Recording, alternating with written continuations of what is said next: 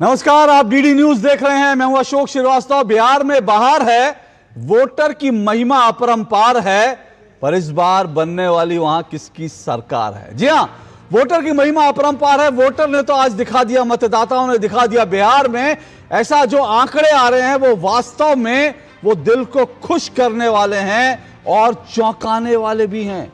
बिहार में अब तक कहा जा रहा है कि 7 दशक में, जी हां 7 दशक में बिहार में इतनी जबरदस्त, इतनी भारी पोलिंग अब तक कभी नहीं हुई जितनी इस बार है। अभी वोटों की गिनती चल रही है, लेकिन कुल मिलाकर जो माना जा रहा है कि बिहार में इस बार लगभग 70% पोलिंग है। जो आंकड़ा आएगा हम आपको बताएंगे। लेकिन अब जबकि पोलिंग पूरी हो चुकी है, अब सबकी निगाहें लगी हैं कि अब सरकार किसकी बनेगी।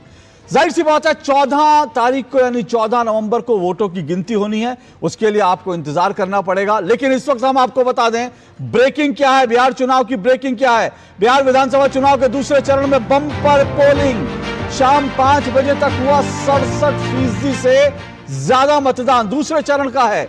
67% से ज्यादा मतदान हुआ। यह चुनाव की ब्रेकिंग है, इस वक्त की बड़ी खबर है। बिहार विधानसभा चुनाव में टूटे वोटिंग के सारे पुराने रिकॉर्ड, और इसीलिए मैंने कहा वोटर की महिमा अपरंपार है। किशनगंज में सबसे ज्यादा 76.26% मतदान हुआ है।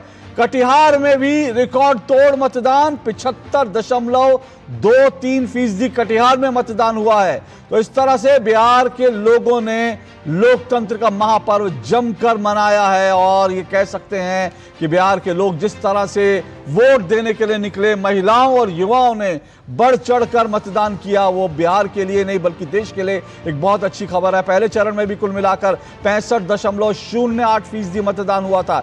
पहले चरण में यह मतदान था 65.08, और अब जो है 67% से ज्यादा का मतदान हो चुका है। शाम 5 बजे से पहले ही इस चरण का जो रिकॉर्ड था वो टूट गया। दूसरे चरण का, पहले चरण का जो रिकॉर्ड था 5 बजे से पहले ही वो रिकॉर्ड वोटर्स ने तोड़ दिया था। किशनगंज, कटिहार, पूर्णिया, सुपौल में 70% से ज्यादा मतदान हुआ है।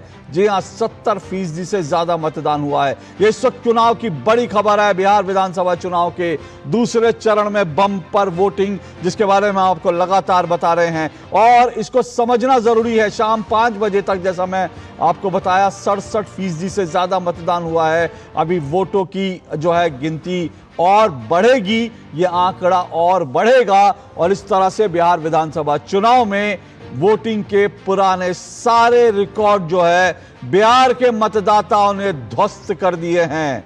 जी हां, बिहार के मतदाताओं ने ध्वस्त कर दिए हैं पुराने सारे रिकॉर्ड। और ये इस वक्त, जैसे मैंने कहा, बताया कि ये वोटिंग का आंकड़ा है, लेकिन जो नतीजे आएंगे उसके लिए आपको इंतजार करना पड़ेगा। 14 नवंबर तक सबसे पहले सबसे सटीक नतीजे आपको डीडी न्यूज पर, आपको 14 नवंबर को। लेकिन उससे पहले आज जो है वो एग्जिट पोल का दिन है। जी हां, क्योंकि चुनाव पूरा हो गया है, तो अब एग्जिट पोल के नतीजे हमारे सामने जरूर आ जाएंगे। अब से कुछ देर में एग्जिट पोल के नतीजे हमारे सामने आएंगे। और हम आपको बता दें कि डीडी न्यूज जो है, दूरदर्शन एग्जिट पोल नहीं करता है, लेकिन जो तमाम बाकी प्राइवेट न्यूज चैनल्स हैं, जो इसके अलावा जो तमाम एजेंसीज हैं, वो जो भी एग्जिट पोल करेंगे हम उस पर लगातार चर्चा करेंगे, उसके नतीजे भी आपको बताएंगे। और उन एग्जिट पोल के नतीजे आने के बाद तमाम तरह के जो है अटकलें लगती हैं, तमाम तरह की चर्चाएं होती हैं। अगले 2 दिन तो इन्हीं चर्चाओं के दिन हैं। कोई कहेगा एग्जिट पोल जो है जिसके पक्ष में होंगे वो कहेगा कि हाँ हम तो जीत रहे हैं, जिसके विरोध में होंगे वो कहेगा हम एग्जिट पोल को नहीं मानते। और ये पोजीशनिंग जो है वो नतीजों के साथ, एग्जिट पोल के नतीजों के साथ बदलती रहती है। हमने कई सालों से देखा है। तो इसी को सबको लेकर हम चर्चा करेंगे। मैं बता दूं मेरे साथ कुछ मेहमान भी इस वक्त जुड़ चुके हैं, और जो मेहमान है मैं आपको जल्दी से बता देता हूं। मेरे साथ जो मेहमान इन नतीजों पर और साथ साथ ये पोलिंग के पीछे इसका क्या भाव है, क्या मतलब है, इस सब पे चर्चा करेंगे। मेरे साथ नीरज कुमार जी जुड़ रहे हैं, बीजेपी के प्रवक्ता हैं नीरज कुमार जी। शुक्रिया आपका नीरज कुमार जी। मेरे साथ एडवोकेट निखिल जैन जुड़ रहे हैं, कांग्रेस के समर्थक राजनीतिक विश्लेषक हैं। लंबे समय से बिहार में डेरा डाला हुआ था, इन्होंने पूरी ताकत लगाई थी कि बिहार में कांग्रेस की वापसी होनी चाहिए। कितनी इनकी मेहनत सफल होगी देखते हैं। हमारे साथ जयंत जिज्ञासु जी जुड़े हुए हैं, आरजेडी के प्रवक्ता हैं। जयंत जिज्ञासु जी भी जो है लगातार इस दावे कर रहे हैं चुनाव में कि भाई इस बार तो जो है तेजस्वी यादव मुख्यमंत्री बनेंगे। तो तमाम अपने अपने दावे हैं सबके। और मेरे साथ इसके अलावा जो मेहमान जुड़े हुए हैं, मेरे साथ स्टूडियो में अक्कू श्रीवास्तव जी जुड़े हुए हैं। अक्कू श्रीवास्तव जी वरिष्ठ पत्रकार हैं, बिहार के बड़े संपादक रहे हैं और अभी भी बिहार घूम कर आए हैं। वहाँ की मिट्टी से क्या खबरें छन छन कर आ रही वो बताएंगे। सुधीर कुमार जी मेरे साथ स्टूडियो में जुड़े हुए हैं, वरिष्ठ पत्रकार हैं, राजनीतिक विश्लेषक हैं। शिशिर सिन्हा जी मेरे साथ जुड़े हुए हैं, वरिष्ठ जो है ये आर्थिक मामलों के जानकार है, क्योंकि बिहार में ये पोलिंग है, इसका कोई आर्थिक पहलू भी है, इसको भी समझने की कोशिश करेंगे। और मेरे साथ ये सभी मेहमान जुड़े हैं, कुछ ही देर में मेरे साथ जेडीयू के जो प्रवक्ता वो भी जुड़ेंगे। लेकिन सबसे पहले मैं अक्कू श्रीवास्तव जी, आपका बिहार का एक लंबा चौड़ा आपका इतिहास रहा है और आप घूम कर भी आए। इतनी पोलिंग की उम्मीद थी किसी को? और अगर आपको थी, मुझे नहीं मालूम, मैंने तो नहीं सोचा था इतनी हैवी पोलिंग होगी। इसके पीछे क्या मतलब है? देखिए, जहाँ तक पोलिंग इस बार का सवाल है, तो जब पहले चरण का चुनाव हुआ तो जो आसार लगे और तब वो बम्पर वोटिंग जो कही गई, जो तुलनात्मक रूप से 8% ज़्यादा थी, लेकिन अगर आप 2020 की इन्हीं 121 सीटों के हिसाब से देखेंगे तो 18% ज़्यादा थी। तो ये माना जा रहा था कि वो 56% जो 2020 में थी, तो इसका मतलब ये कि दूसरे दौर में और ज़्यादा होनी थी, जो हम लोगों ने संभावनाएं भी जताई थी, और वो संभावना बिल्कुल ठीक हुई। आज वो 70 के आसपास हो रही है। तो इसका मतलब ये हुआ कि ये मतदान बहुत बढ़ चढ़ के हो रहा है। अब सवाल ये है कि बढ़ चढ़ के हो रहा है तो किसको लाभ होगा? हमारे साथी यहाँ जनसुराज के बैठे हैं, वो अपने मैं माफी भी चाहता हूँ। मैं ये भी बता दूं, जनसुराज के हमारे साथ अक्षत सोनक है, उनका परिचय कराना भूल गया। अक्षत जी अभी नई पार्टी आई है, इसलिए थोड़ी अब हो गया ना, नए खिलाड़ी हैं तो बाद में हो गया तो अच्छा ही है, उसमें कोई बात नहीं है। दूसरा, अब आरजेडी है, तो आरजेडी को खासतौर से लालू जी की पार्टी का, तो जैसे ही ये खबरें चल रही ना, पूर्णिया, किशनगंज, इसमें 75%, तो वहाँ वो बहुत उत्साहित उल्लासित होंगे। क्यों? क्योंकि वो उनके, मुझे कहने में कोई संकोच नहीं है, आरजेडी का जो समीकरण होता है, यादव और मुस्लिम का समीकरण जो पहले से उनका चला आया, बेस आया है, लगभग 27-28% का पेडिस्टल है उनका, प्लस और होते तो वो उससे समझेंगे। भारतीय जनता पार्टी अपने तरीके से समझने की कोशिश नहीं, लेकिन अक्कू जी आपको रोक रहा हूं। देखिए, इस बार लोग कह रहे हैं कि इस चुनाव में एक और एमवाई समीकरण जो है चला है, और वो एमवाई जो है वो जैन जिज्ञासु जी वाला उनकी पार्टी जो कहती है वो नहीं, बल्कि इस बार एमवाई जो है वो महिलाएं और यूथ, एमवाई फैक्टर जो है कि उन्होंने बहुत बढ़ चढ़कर पोल किया है। अब वो महिलाएं, यूथ कहां जा रही हैं इसके बारे में कोई नहीं जानता। भाई ये एक बात बताऊं मैं आपको, एमवाई 2 हुए ना, तो एक तो अभी उनका एमवाई था, अब एक एमवाई जो है वो जेडीयू का है, या अब आप कैसे कह रहे हैं कि वो उनका नहीं होगा? नहीं, अब देखिए, अब राजनीति में इतना पीछे खुला आप नहीं, पीछे जो बातें होती हैं वो अब बहुत सारी खुली हो गई हैं, तो इसलिए उसको बताने में कोई हर्जा नहीं होता है। जो दूसरा एमवाई समीकरण है वो एनडीए का है, जेडीयू का है, बीजेपी का है, वो वहाँ कितना जाता है? अगर मोटा मोटी देखने की कोशिश करें तो जो आईएनडीआई के साथ में गठबंधन है और जो उसका कंसोलिडेशन है वो पहले था, अब किसी और हुआ है। उसी तरीके से एनडीए का जो था उसमें पहले चिराग पासवान नहीं थे, अपने कुशवाहा साहब नहीं थे, तो उनका 6-7% टोटल भी लगा लें आपको, तो वो उधर गया है। अच्छा, महिलाओं का इधर और जा रहा है। मैं आपको 1 मिनट रोक रहा हूं, क्योंकि मुझे ध्यान आया कि हम जब बैठे हैं और जब हम चर्चा कर रहे हैं, कुछ ही देर में जो है आंकड़े गिरने लगेंगे, नंबर गिरने लगेंगे और एग्जिट पोल के नंबर होंगे, और उसके बाद जो है सब पार्टियों के अपने अपने रुख, मैंने कहा पोजीशनिंग बदलती रहती है। तो मैं इससे पहले कि मैं आगे बढ़ूं, मैं हमारे जितने पॉलिटिकल गेस्ट है ना, मैं उनसे पूछ लेता हूं एग्जिट पोल के नतीजे जो हैं उस पर उनको कितना भरोसा है। क्योंकि इतना तो तय है कि अगर अभी कह देंगे भरोसा, और अगर उसके बाद पिछड़ गए तो फिर कहेंगे नहीं हम नहीं मानते। तो इसलिए इससे पहले एग्जिट पोल के नतीजों पर आए, एक बार पूछ लेते हैं। स्टूडियो में अक्षत जी आपसे शुरुआत करता हूं। भाई, आपके तो बॉस जो है वो चुनावी गणित के जो है मास्टर रहे हैं, तो आप बताइए, आप लोग मानते हैं एग्जिट पोल को सही क्या?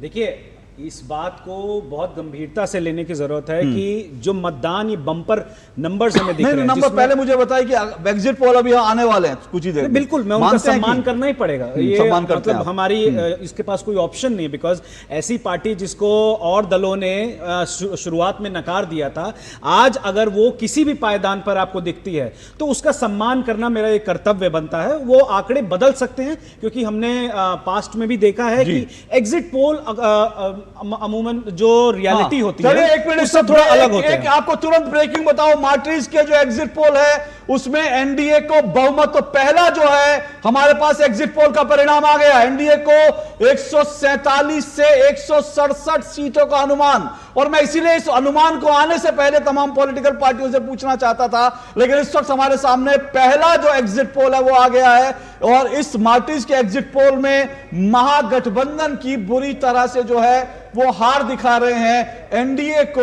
147 से 167 सीटें जो हैं मिलती हुई दिख रही हैं। ये अपने आप में 147 से 167 एक बड़ा बहुमत का आंकड़ा है। और ये जो आंकड़ा है सीधा सीधा ये दिखा रहा है कि नीतीश कुमार और नरेंद्र मोदी के फेवर में बिहार में ये बम्पर पोलिंग हुई है। ये जो पहला एग्जिट पोल हमारे सामने आया है वो ये दिखा रहा है एनडीए को एक बार फिर से बहुमत मिलने जा रहा है। 20 साल के बाद भी जो नीतीश कुमार और बीजेपी की जो जोड़ी है वो नंबर 1 बनी हुई है। जयंत जिज्ञासु जी, आपका पहला कमेंट मैं इसमें लेना चाहता हूं और यह भी बताइएगा आप अमूमन आपकी पार्टी जो है वो कितना यकीन करती है एग्जिट पोल में। हालांकि ये जो नतीजे हैं इसको तो आप बिल्कुल यकीन नहीं करेंगे शायद। नहीं, बहुत स्पष्ट है अशोक जी कि एग्जिट पोल हो, ओपिनियन पोल हो या किसी भी तरह के सर्वे हो, वो उसको कंडक्ट करने का अपना उनका एक कौशल है और वो पेशेवर किस्म के लोग हैं और वो क्या सैंपल साइज रखते हैं वो तमाम बातें अपनी जगह। लेकिन जनता की जो अभी पूरी भावना हम लोगों के वायदे के पक्ष में दिखाई पड़ी है सब जगह से, और उसका एक्सप्रेशन इस शानदार टर्नआउट, ऐतिहासिक टर्नआउट के रूप में हुआ है। तो हम तो अपनी सरकार बहुत ही इत्मीनान से बनती हुई देख पा रहे हैं और तेजस्वी जी अगले मुख्यमंत्री हों, ये जनता की चाहत है। और इसीलिए हम लोगों ने अभी कहा गया कि महिला और यूथ, आपने भी जिक्र किया, तो निस्संदेह सबसे ज्यादा महिलाओं को हमने टिकट भी 24 दिया और युवाओं की भी बड़ी भागीदारी हुई है। और पुराने कई, हमको लगता है कि 34-35 के आसपास विधायकों के टिकट कटे हैं, नए चेहरे सामने आए हैं।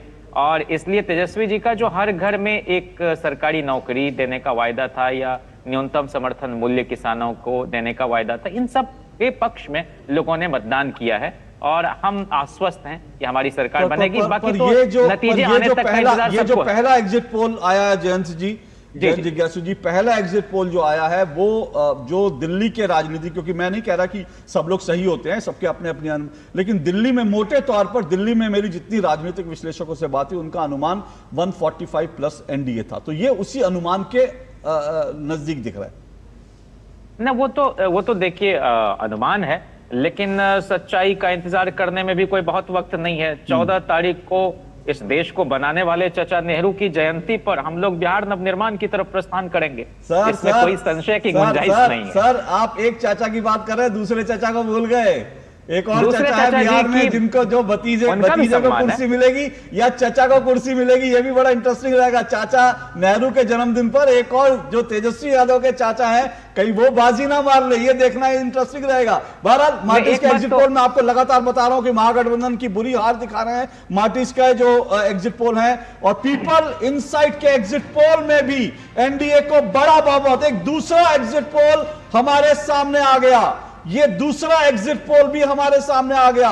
मार्टिज के एग्जिट पोल में पहले ही बहुमत दिखा रहे हैं 147 से 167, और अब दूसरा जो है उसमें एनडीए को 133 से 148 सीटें, ये दूसरा एग्जिट पोल जो है उसके परिणाम भी हमारे सामने। महागठबंधन 87 से 102 सीटों पर सिमटता हुआ दिख रहा है। ये जो दूसरा एग्जिट पोल है, तो फिलहाल हमारे पास हम लगातार पोल ऑफ पोल की बात करेंगे, जो तमाम एग्जिट पोल आए, लेकिन पीपल इनसाइट का जो दूसरा एग्जिट पोल है उसके नतीजे भी हमारे सामने हैं और वो भी उसी तरह से एनडीए को, हालांकि पीपल इनसाइट का जो आकलन है वो थोड़ा सा कम है मार्टिज के एग्जिट पोल से, लेकिन बहुमत स्पष्ट मिलता दिख रहा है एनडीए को। ये एक बड़ी खबर है, बहुत बड़ी खबर है, और इसीलिए मैंने कहा कि लगातार एग्जिट पोल जो नतीजे आते रहेंगे हम उन पर लगातार चर्चा करते रहेंगे। जल्दी से निखिल जैन, एक और मुझे खबर मिली है कि एक और आ गया हमारे सामने, एक और हमारे जी, तो इस वक्त की जो चुनाव की ब्रेकिंग है, बड़ी खबर है, वो ये है कि एग्जिट पोल में वो एनडीए को बड़ी बहुमत मिल रही है। एग्जिट पोल में एनडीए वो बहुमत से ज्यादा सीटें, मार्टिस के एग्जिट पोल में महागठबंधन को 70 सीटों पर सिमट दिया है। पीपल्स पल्स का जो है हमारे पास दूसरा जो एग्जिट पोल है वो पीपल्स पल्स का है, जिसमें एनडीए को 133 से 148 सीटें। तो दो एग्जिट पोल हमारे सामने हैं, दोनों के नतीजे हमारे सामने हैं और दोनों नतीजों का परिणाम एक ही है, एनडीए बहुमत से फिर से सरकार बनाता दिख रहा है। निखिल जैन, जल्दी से निखिल जैन, वोट चोरी तो नहीं हुआ ना ये? अगर ये एग्जिट पोल में वोट चोरी कितना आपको लग रहा है? अच्छा माफ कीजिएगा, मैं आपको बता दूं, पीपल्स पल्स ये तीसरा है।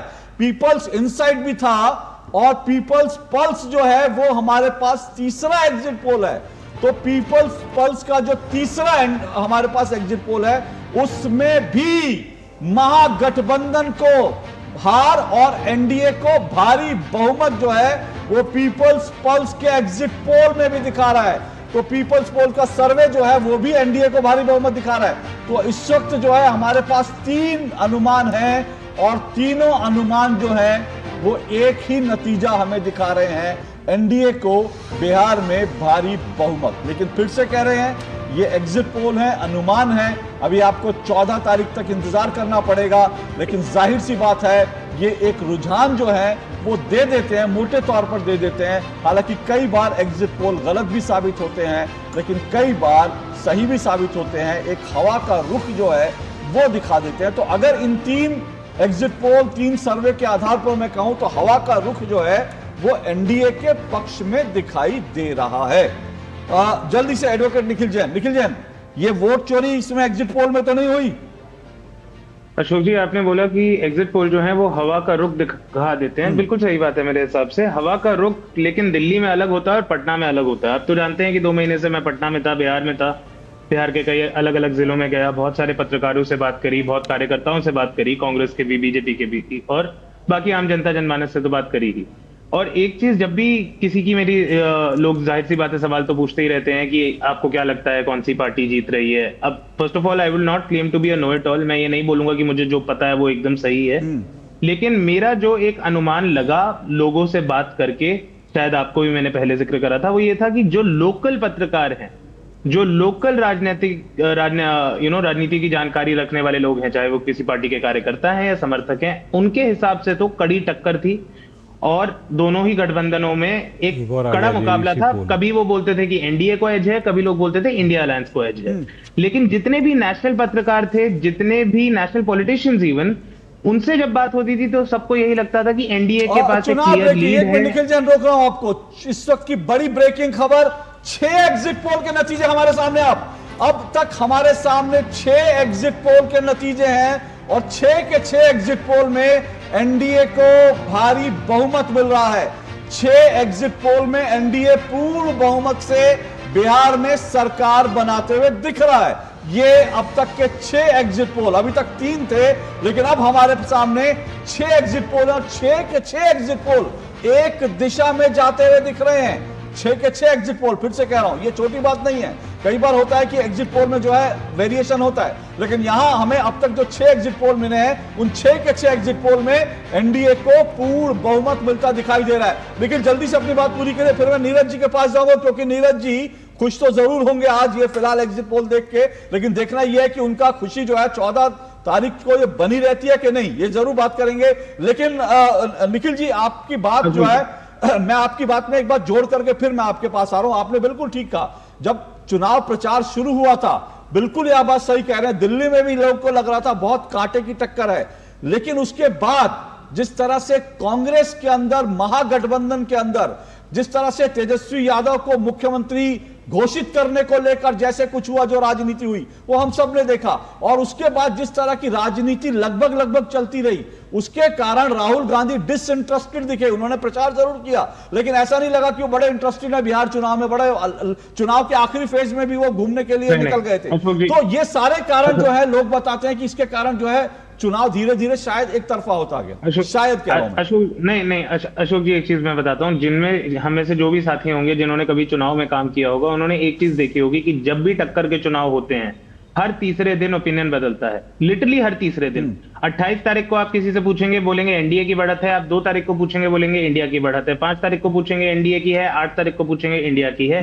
इस तरीके से जो मेरा एक्सपीरियंस था पिछले 2 महीने का, उसमें हर चौथे दिन लोगों का व्यू बदलता था। और अगर इतना 3 दिन में 4 दिन में व्यू अगर बदल सकता है कि किसकी बढ़त है, तो जाहिर सी बात है कि टक्कर का चुनाव था। मुझे ये लगता है कि नेशनल मीडिया या फिर नेशनल पोलस्टर्स ऑल्सो जब जाते हैं किसी भी और राज्य में, तो वो एक प्रीसेट परसेप्शन लेके जाते हैं कि एनडीए अलायंस का शायद जातिगत समीकरण उन्हें लगता है बेहतर है। और क्योंकि सबका ये मानना है दिल्ली में बैठकर कि बिहार केवल जाति के आधार पे वोट देता है, इसीलिए वो पहले से ही एक एज और एक प्री कंसीव परसेप्शन, जिसे हम कॉन्फर्मेशन बायस बोलते हैं, उसके साथ जाते हैं। और शायद इसकी वजह से जो आउटकम्स हैं, जो उनकी स्टडी है, शायद वो कहीं ना कहीं एक लिमिटेशन सफर करती है। राष्ट्रीय नेशनल जो जर्नलिस्ट होते हैं इतने भी खराब नहीं होते कि वो अपना प्लीज माइंडसेट लेके जाते हैं, वो हवा का रुख भी भांपते हैं। अगर माइंडसेट ही होता तो जाएंगे क्यों भाई, ये तो बता दो। हम भी जब जाते हैं तो 50 देखने के लिए जाते हैं। और मैं फिर से कह रहा हूं कि जब मैं गया था तो मैं बिल्कुल ये मान रहा था कि कांटे की टक्कर है, लेकिन फिर से कह रहा हूं मेरा अपना परसेप्शन है कि बाद में धीरे धीरे ऐसा लगा। इस वक्त मैं आपको चुनाव ब्रेकिंग बता दूं, Matrize, People Insight, People's Plus, JBC poll, DB research, Chanakya, और इन सब की जो है, ये सब जो है जो एनडीए की जीत बता रहे हैं, ये 1 2 3 4 5 6 7 एग्जिट पोल हमारे पास हैं। और ये 7 के 7 एग्जिट पोल जो हैं वो दिखा रहे हैं कि एनडीए की जीत हो रही है। ये अब इस वक्त की सबसे बड़ी खबर है, चुनाव ब्रेकिंग है। और ये जो है ये एग्जिट पोल की बड़ी खबर है, ये इस वक्त की सबसे बड़ी खबर बिहार की राजनीति में इस वक्त जो कुछ दिख रहा है। अब ये नहीं मालूम, अभी इसका डिटेल्स हम जरूर चर्चा करेंगे। जनसुराज कहां गया, महागठबंधन में जो है तेज प्रताप यादव, जो उनका इंपैक्ट क्या रहा, बाकी छोटी छोटी पार्टियां जो दोनों गठबंधन में थी उनकी क्या तस्वीर है, ये सब उन्होंने कितना इंपैक्ट डाला। लेकिन ये सारी चीजें जो है डिस्कस होती रहेंगी। पर इस वक्त जो बड़ी खबर है वो ये है कि एनडीए बिहार में फिर से सरकार बनाने जा रही है। 7 एग्जिट पोल हमारे सामने हैं और 7 के नतीजे यही कह रहे हैं। नीरज जी जल्दी से, फिर मैं उसके बाद जो है मैं सीधा शिशिर जी आपके पास आ रहा हूं इन नतीजों को समझने के लिए। लेकिन नीरज कुमार जी, ये आप लोगों की उम्मीद के अनुमान जो था उसके हिसाब से ही है, आपको ऐसा लगता है? क्योंकि आप लोग जीत के दावे कर रहे थे, लेकिन ये भी बात है, मैं खुद भी ये कह रहा हूं कि ये इसमें कोई दो राय नहीं कि शुरू में लग रहा था कि ये फाइट बड़ी कांटे की होगी, इतनी आसान नहीं है। लेकिन इस वक्त अगर सारे एग्जिट पोल एक ही परिणाम कह रहे हैं तो इसका मतलब एक इंटरनल जो है कहीं ना कहीं हवा जो है वो एनडीए के पक्ष में थी या बाद में बन गई। क्या कहते हैं आप? बिल्कुल सर, यही लोग बदलाव की बात कर रहे थे। लेकिन आप बिहारियों से अगर पूछेंगे, बिहारियों का मन सही मायने में टटोलेंगे, तो कोई बिहारी कभी बदलाव चाहता ही नहीं था। उसको मालूम था कि इसी सरकार ने बिहार में विकास किया है, जंगल राज की दलदल से निकाल कर यही सरकार बिहार को विकास के पथ पर लाया है। तो किसी बिहारी ने कभी बदलाव का सोचा भी नहीं था। और ये बात करते हैं वोट प्रतिशत की, तो चुनाव खत्म हो गया। मैं बोलता हूँ साहब, ये जो प्रवासी आके वोट दे रहे हैं, इसके लिए हमारी पार्टी भाजपा ने बड़ी कठिन मेहनत की थी, बहुत कठिन प्रयास किया था। हमारे 187 कार्यकर्ता अलग अलग प्रदेशों में, अलग अलग जिलों में, पूरे देश के 187 जिलों में जाकर, इसमें से एक मैं भी था, जिलों में जाकर प्रवास कर रहे थे, वहां काम कर रहे थे कि वहां से वोटर आए, बिहार से जुड़े और बिहार में वोट करें। हम लोग सफल हुए। महिलाओं का वोट, युवाओं का वोट हमारे पक्ष में निश्चित रूप से पड़ा है, बुजुर्गों का, किसानों का। निश्चित रूप से हम लोग बड़ी प्रचंड बहुमत के साथ, और ये जीत हमारी शायद 2010 से भी बड़ी जीत होने जा रही है। क्योंकि विनिंग नैरेटिव जो होता है, विनिंग नैरेटिव वो हमारे ही साथ है, हमारे ही पास है। इनके पास सच कहिए तो आरजेडी के लोग आपस में क्या बातचीत करते हैं, इनको लगता है कि प्रशांत किशोर ने कुछ वोट काटा होगा, उसी के भरोसे कहीं कहीं का तो कहीं जीत सकते हैं। लेकिन ये किसी गफलत में ना रहे। प्रशांत किशोर भी बिहार में खोटा सिक्का निकले। मैं आता हूं इस बीच में ये भी बता दूं, फिलहाल जयंत जिज्ञासु जी आरजेडी के प्रवक्ता हमारे साथ नहीं है, बहुत जल्द हमारे साथ रविशंकर रवि जी जुड़ेंगे। हालांकि जयंत जिज्ञासु जी को 7 बजे तक रहना था, लेकिन पता नहीं एग्जिट पोल देखकर वो गए हैं या उनके पास समय की कमी थी, मैं नहीं जानता। क्योंकि अब एग्जिट पोल के जो नतीजे आ रहे हैं उसके बाद आरजेडी के कितने प्रवक्ता जुड़ेंगे, क्या कहेंगे, मैं नहीं जानता। पर शिशिर, ये जो नतीजे हैं, अगर ये जो एग्जिट पोल के अगर ये परिणाम में बदलते हैं, तो क्या बिहार में जो एनडीए दावा करती है कि भाई हमने विकास किया, क्या ये उसका कुछ अंश, कुछ हिस्सेदारी उस डेवलपमेंट की जो इंफ्रास्ट्रक्चर बनाया, हालांकि पुल गिरते भी रहे ये भी हमने देखा, पर जिस तरह से सड़कें बनी, जिस तरह से लोगों के बैंक में सीधा पैसा पहुंचा, क्या उसका इम्पैक्ट है? क्या दो बातें यहाँ पे अशोक जी। पहले तो ये कहना चाहेंगे कि एग्जिट पोल से सबसे ज़्यादा दिक्कत ये होती है कि ये रेंज बहुत बड़ा कर देते हैं। 15-15, 20-20 सेट का रेंज जो देते हैं वो सांख्यिकी के सिद्धांत के खिलाफ है। सांख्यिकी कहता है कि आप 5-6 सीट का रेंज दीजिए तो आप सटीक ज़्यादा होते हैं। और कल होकर के क्या होगा कि अगर आप 133 से 153 पे जा रहे हैं 15-18 सीट के रेंज में, तो कल आप दावा कर सकते हैं कि देखो जी हमने 133, तो हमने 137 इज्जत भी तो बचानी होती है सबको। नहीं, लेकिन ये सांख्यिकी के सिद्धांत के खिलाफ है, जो एक अर्थशास्त्र के छात्र होने के नाते मैं कह रहा हूं। बाकी उसके पीछे की राजनीति पे मुझे कोई चर्चा नहीं करनी है। दूसरा जो आपका प्रश्न है कि विकास की बात है, देखिए आज के दिन में स्थिति है कि जो आंकड़े बताते कि 2024-25 पे बिहार में जो प्रति व्यक्ति आय थी वो 69,321 रुपए, ये देश में सबसे कम है। ये आपको नहीं भूलना चाहिए। दूसरा, अगर विकास दर की बात करें तो बिहार की विकास दर 2024-25 में 8.8% थी, जो निश्चित तौर पर राष्ट्रीय औसत से ज़्यादा थी। 6.5% राष्ट्रीय औसत था, उससे कहीं ज़्यादा थी। तो विकास की अगर हम लोग बात करें ना, तो विकास के आंकड़े और मतदाता के रुझान में बहुत तालमेल नहीं दिखता है। जो भी जिस पार्टी ने जो बात कही हो मैं उस पर नहीं जाता हूं, लेकिन विकास के आंकड़े बहुत अच्छी तस्वीर लेकिन पहले से स्थिति बेहतर हुई नहीं, बिल्कुल नहीं। अशोक जी माफी चाहूंगा मैं, प्रति व्यक्ति आय के अगर सबसे बड़ी बिहार की आज परेशानी है कि अगर आप देश में सबसे निचले जगह पर हैं प्रति व्यक्ति आय में, जबकि बिहारी संघर्ष और मेहनत के मामले में दूसरे राज्यों से कहीं ज्यादा आगे है, लेकिन अगर प्रति व्यक्ति आय कम है तो हमें इस पर चिंता करने की जरूरत है। तो मुझे लगता है कि मतदाता के रुझान को इन विकास के आंकड़ों में तौल करके अगर आप देख रहे हैं तो शायद थोड़ी सही बात नहीं होगी। मैं इसलिए कह रहा हूं, मतलब ठीक है आप जो कह रहे हैं आपकी बात का सम्मान है। जैसे मैं पूरे बिहार की बात नहीं करता, लेकिन बिहार में बहुत सारी जगह पर जो सड़कों पर काम हुआ है।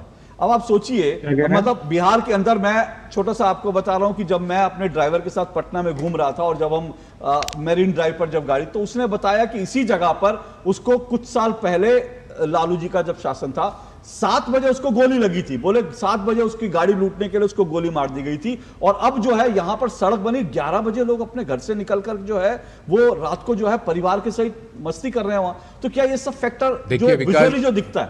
अशोक जी यही एक महत्वपूर्ण पहलू, आपने बहुत अच्छा ये चर्चा किया मरीन ड्राइव का।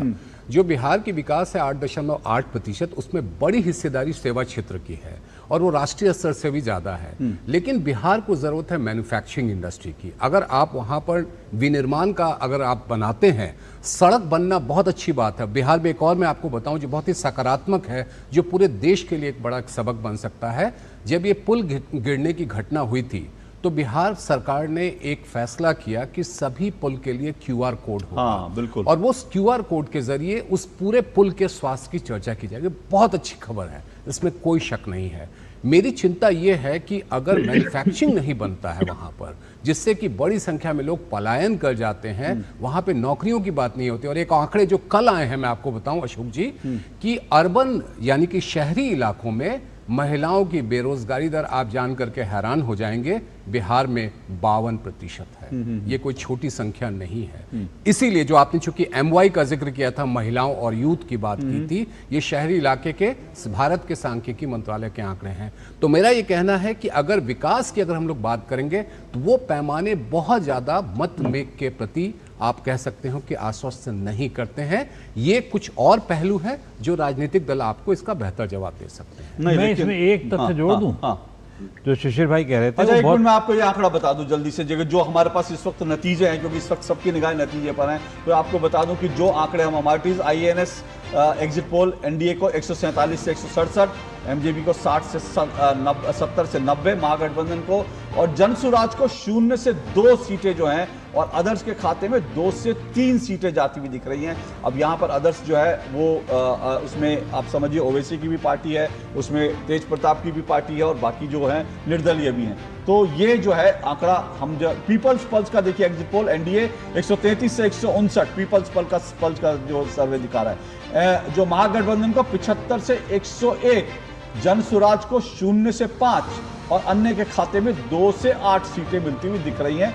ये पीपल्स पल्स एग्जिट पोल है। सभी एग्जिट पोल जो है हम नतीजे आपको दिखा रहे हैं, पोल्स का poll of poll. DV research का एग्जिट पोल देखिए, एनडीए 137 से 152, महागठबंधन 83 से 98, जनसुराज 2 से 4 और अदर्स के खाते में 4 से 8 सीटें जाती हुई दिख रही हैं। ये बिहार विधानसभा चुनाव के एग्जिट पोल के हमारे पास। चाणक्य के एग्जिट पोल देखिए, एनडीए 130 से 138, महागठबंधन को 100 से 108, जनसुराज यहां शून्य है चाणक्य के एग्जिट पोल में। जनसुराज ये थोड़ा चौंकाने वाला है, जनसुराज को शून्य। अदर्स के खाते में 3 से 5 सीटें जो हैं वो मिलती हुई दिख रही हैं। ये चाणक्य का एग्जिट पोल है। और इसके साथ साथ और हमारे संवाददाता भी हमारे साथ जुड़े हुए हैं। चाणक्य एग्जिट पोल हमारे संवाददाता जो है निशांत जो है वो पटना से जुड़े हुए हैं और मधुबनी से जो है शैलेंद्र से जुड़े हुए हैं। मैं श्रीवास्तव जी, मैं स्थिति की बातों का हाँ जी जल्दी से हाँ रिस्पॉन्ड कर दीजिए जी, बोलिए। ये अभी बता रहे थे कि बिहार में मैन्युफैक्चरिंग की जरूरत है। मैं महसूस करता हूँ, जिम्मेदारी से कहता हूँ, बिल्कुल जरूरत है। लेकिन मैन्युफैक्चरिंग हब बनने के लिए पहले क्या चाहिए होता है? इंफ्रास्ट्रक्चर और इलेक्ट्रिसिटी, ऊर्जा। वो हमने बिहार में काफी मजबूत किया है और अब बिहार इंडस्ट्री के रनवे पर खड़ा है। अब बिहार में औद्योगिक निवेश आने शुरू हुए लगेंगे। ये बात कर रहे थे महिला बेरोजगारी के साथ, तो बेरोजगारी को दूर करने के लिए भी माननीय नीतीश कुमार जी ने महिलाओं के खाते में 10-10 हजार रुपये डाले हैं और उससे उनको रोजगार बिहार में महिलाओं ने शुरू किया है। कई जगह छोटे छोटे रोजगार, परचून की दुकान, सिलाई मशीन, इस तरह के रोजगार शुरू हुए हैं। लोगों ने शुरू किया है रोजगार, और जो अच्छा रोजगार करेंगे उनको 2 लाख देंगे। तो उसको दूर बात कर रहे थे साहब ये पर कैपिटा इनकम की। तो बिहार इस देश का और दुनिया का पहला राज्य बना था एक समय में, लालू राबड़ी के जंगल राज में, जहां per capita income negative growth हुआ था, घट गया था लोगों का। तो उस पाताल से निकाल के साहब बिहार को यहां तक लाए हैं, ये भी देखना पड़ेगा। बिहार की तुलना पे एकाएक बॉम्बे और गुजरात से करेंगे संभव नहीं है। बिहार पहले क्या था उससे इसकी तुलना करेंगे तो आप पाएंगे कि पर कैपिटा इनकम में भी उन्होंने कितना प्रतिशत का ग्रोथ लिया। हर क्षेत्र में बिहार ने विकास किया है, शिक्षा का क्षेत्र हो, ठीक है सर। मैं अपने रिपोर्टर्स के लेकिन थोड़ा सा रिस्पॉन्ड करना चाहेंगे। वो कह रहे हैं कि पहले जो बिहार था और वोटर्स भी जो वहां पर बिहार में है, जो वहां रह रहा है, वो ये देख रहा है कि पहले में ऐसा आज ये स्थिति, तो वो शायद वो कंपैरिजन देख रहा है क्या? देखिए, तुलना अगर आप करते हैं कि हमने 10 साल पहले कहां थे और आज कहां है, लेकिन आपको तुलना क्या करनी कि राष्ट्रीय औसत क्या है। आज अगर उस राष्ट्रीय औसत के मुकाबले हम थोड़ा कम हैं और सड़क बन गई, इससे इनकार नहीं कर रहा हूं, मैंने खुद आपसे कहा, अभी हम खुद बिहार गए थे, लेकिन सड़क बनने के बाद वो उद्योग वहां विकसित नहीं हुए। ये मेरे लिए चिंता का विषय है। और मैं वही कहना चाहता हूं, बहुत अच्छी बात करें कि बिहार विकास क्या है। मूल रूप से हम भी बिहार के हैं, तो बिहार को लेकर के मेरे अंदर भी वो कष्ट है कि बिहार और तेजी से क्यों नहीं विकास कर रहा है। बिल्कुल, लेकिन इस आधार पर हम कहें कि नहीं सब कुछ अच्छा हो गया है, माफ कीजिएगा, आप अपनी जगह है। राजनीतिक, मैंने कहा राजनीतिक दल जो हैं वो उनकी अपनी व्याख्या है। मैंने एक अर्थशास्त्र के छात्र होने के नाते व्याख्या की। अर्थशास्त्र के शास्त्र वो छोड़िए, मैं तो ये कह रहा हूं कि अच्छा, सब कुछ अच्छा है तो कोई भी अगर कहेगा तो वो देवा स्वप्न जैसा है कि बिहार में सब कुछ अच्छा हो गया। जाहिर सी बात है अभी, इसीलिए तो अब देखना यह है कि अब जो सरकार आएगी, क्या जो बीजेपी एनडीए लगातार दावा करते कि हमने एक नींव तैयार की है, उस नींव पर इमारत बना पाएगी नहीं बना पाएगी, ये एक बड़ी चुनौती है बिहार के लिए। और वो असली टेस्ट होगा अगले 5 साल में, और इस टेस्ट पे हम अभी नहीं आएंगे क्योंकि उस पर चर्चा जारी रहेगी। पर जल्दी से हमारे जो संवाददाता जुड़े हैं, मधुबनी से जुड़े हमारे संवाददाता शैलेंद्र मिश्र। शैलेंद्र, आप ग्राउंड पर हैं, जमीन पर हैं, और अभी निखिल ने एक बात कही थी, निखिल ने कहा था कि भाई होता ही है कि जो दिल्ली से आते हैं वो एक प्री माइंड सेट से आते हैं और इसलिए जो है उनका आकलन कई बार जो है वो जमीनी स्तर से अलग होता है और लोकल रिपोर्टर से अलग होता है। आपने बहुत लोकल रिपोर्टर से बात की होगी, क्या आपका अनुमान जो है लोकल रिपोर्टर्स के अनुमान ही है, हिसाब से है कि अलग है? जी देखिए, निखिल जी ने जो तथ्य कहा है वो अपनी जगह है, लेकिन कई बार हम देखते हैं कि स्थानीय रिपोर्टर्स वो बदलाव नहीं देख पाते हैं जो लोकल स्तर पर रहते हैं, तो वहाँ पर भी उनसे गलती होती है। तो इसमें अपनी अपनी दृष्टि है, और ये सही है कि जब आप राष्ट्रीय नेशनल मीडिया से आते हैं तो थोड़ा समय लगता है किसी राज्य को समझने में, तो उसमें थोड़ी गलतियाँ हो सकती है। लेकिन मैंने ये देखा है कि एक क्रेडिबिलिटी एक बहुत बड़ा फैक्टर है बिहार के चुनाव में। यानी दावे तो हर नेता कर रहा है, हर गठबंधन कर रहा है, लेकिन जनता का भरोसा किस तरफ है। और ये बात बहुत उभर कर आई जब हमने बात की कि महागठबंधन ने नौकरी के वादे किए हैं और तमाम सारे वादे किए हैं, तो खासतौर पर जो बुजुर्ग थे और युवा थे वो ये कह रहे थे कि हमने देखा है कि 2 दशक में किसने डिलीवर किया है, किसने गड्ढों की जगह पर अच्छी सड़कें बनाई है, किसने बिजली के मामले में 2 घंटे से 20 घंटे अब बिजली आती है। यानी बिजली, पानी, सड़क जो मूलभूत सुविधाओं के मामले में बिहार बाकी राज्यों के आसपास खड़ा हो गया है। हाँ, ये बात सही है कि पलायन अभी रुका नहीं है, उसमें कुछ कमी हो सकती है, उद्योग नहीं लगे हैं, लेकिन भरोसा था कि मोदी और नीतीश की जो जोड़ी है वही ये करेगी। तो ये बहुत बड़ा फैक्टर है और हमने इस बात को कई बार पूछा कई स्थानीय लोगों से कि आप आखिर अगर इसे सबसे बड़ा मुद्दा मानते हैं कि यहाँ पलायन रुकना चाहिए या यहाँ पर उद्योग धंधे उतने नहीं लगे जितने लगने चाहिए, तो फिर आपका मत क्या है? लेकिन घूमकर फिर वही कहते हैं कि भरोसा उन्हें नीतीश कुमार की सरकार पर है। यानी डिलीवर किया है जो शैलेंद्र मतदाता हूं, तो क्रेडिबिलिटी बहुत बड़ा फैक्टर। हाँ, जो शैलेंद्र कह रहे हैं क्रेडिबिलिटी, और क्रेडिबिलिटी के पैमाने पर जो है वो नीतीश और मोदी की जो जोड़ी थी उसकी विश्वसनीयता, ट्रैक रिकॉर्ड से बोलेंगे, हाँ उसकी विश्वसनीयता। और शैलेंद्र की एक बात से मैं सहमत हूं, आपके घर में जब बच्चा होता है ना तो आपको पता नहीं चलता बच्चा कब बड़ा हो जाता है, लेकिन जब आपका कोई रिश्तेदार 2 साल बाद आता है तो वो कहता है अरे ये तो इतना बड़ा हो गया, लेकिन घर में वाले जो लोग रहते हैं उनको पता ही नहीं चलता बच्चे कब बड़े हो जाते हैं। तो ये बात हो सकती है कि जो बाहर से आने वाले उनको थोड़ा बहुत जो है ये सब चीजों का अनुमान होता है। लेकिन निशांत, आप भी वहां पर लगातार बने हुए, आपसे जानना चाह रहा हूं आपका एग्जिट पोल क्या कहता था? क्या आपका एग्जिट पोल आज के एग्जिट पोल के अनुमानों के करीब है?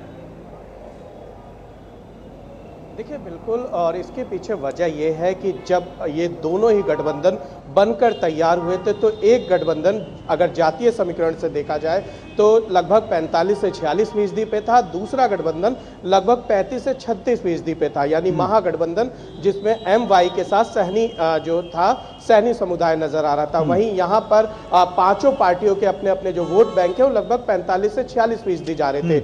इसके अलावा हमें ये नहीं भूलना चाहिए कि एक बड़ा वर्ग जो हर चुनाव में चौंकाता है वो लाभार्थी वर्ग है, और बिहार में लगभग 8 करोड़ ऐसे लोग हैं जिनको किसी न किसी सरकारी योजना का किसी न किसी माध्यम से लाभ मिला है। अब इनको और 8 करोड़ लोगों में कुछ लोगों को अगर ऐड ऑन कर दिया जाए जो जातीय समीकरणों को तोड़ते हुए नजर आएंगे, या हो सकता है कि ना भी तोड़े लेकिन फिर भी उसके बावजूद एनडीए मजबूती के साथ खड़ा है। हम पिछले चुनाव को देखेंगे तो एनडीए में चिराग पासवान वोट काटने का काम कर रहे थे, दूसरी तरफ कुछ इस तरीके की कमोबेश स्थिति थी जिसका फायदा बड़े तौर पर आरजेडी को मिला था, और जेडीयू और एलजेपी की जो फाइट हुई थी उसका इनको नुकसान हुआ था। अगर इस बार नुकसान होता है तो जाहिर सी बात है कि एनडीए में कहीं ना कहीं मतभेद है, लेकिन जो एग्जिट पोल बता रहे हैं उसमें नुकसान होने की बजाय एक बड़े बहुमत की तरफ एनडीए फिलहाल हमें नजर आ रहा है। चलिए मैं आऊंगा आपके पास स्टूडियो में, सुधीर कुमार मेरे साथ जुड़े हुए और इस बीच मेरे साथ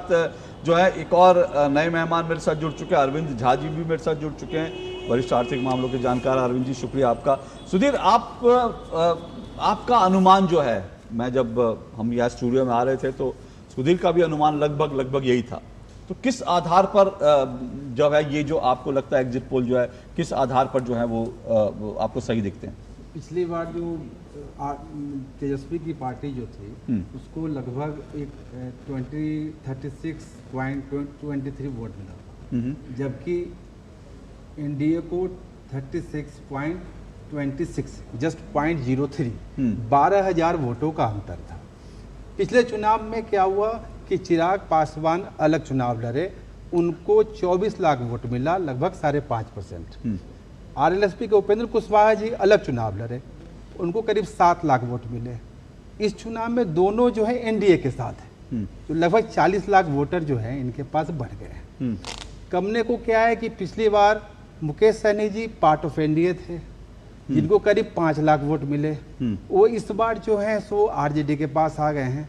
इस वजह से मुझे लग रहा है कि जो जीत का अंतर है वो मतलब कि दोनों पार्टियों में काफ़ी ज़्यादा है, और एनडीए जो है 140 के आसपास सीट जीत जाएगी।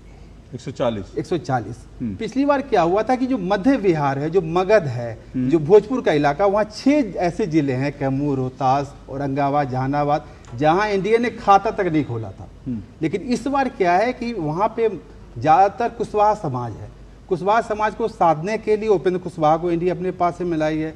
प्लस में नागमणि कुशवाहा जो है इनके बेटे कुशवाहा समाज के बड़े नेता हैं, उनको साधने की कोशिश की है, जिसका नतीजा इस चुनाव में देखने को मिलेगा।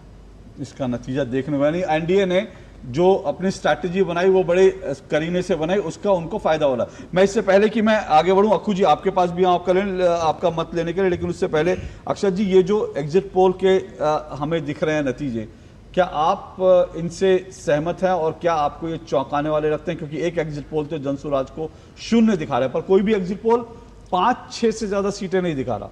देखिए, इसका एक बहुत क्लियर अगर मैं आपको जवाब दूं तो 2024 के चुनाव को हम अगर याद करें तो 12 एग्जिट पोल, यहां तो आपने 3-4 दिखाए हैं, 12 एग्जिट पोल ऐसे थे जिन्होंने प्रिडिक्ट किया था कि एनडीए 400 पार होगी, और जब चुनाव के नतीजे हैं वो एकदम उससे कंप्लीटली डिफरेंट थे, क्योंकि उसमें तो एनडीए को सिंपल मेजॉरिटी लाने में भी दिक्कत हो गई।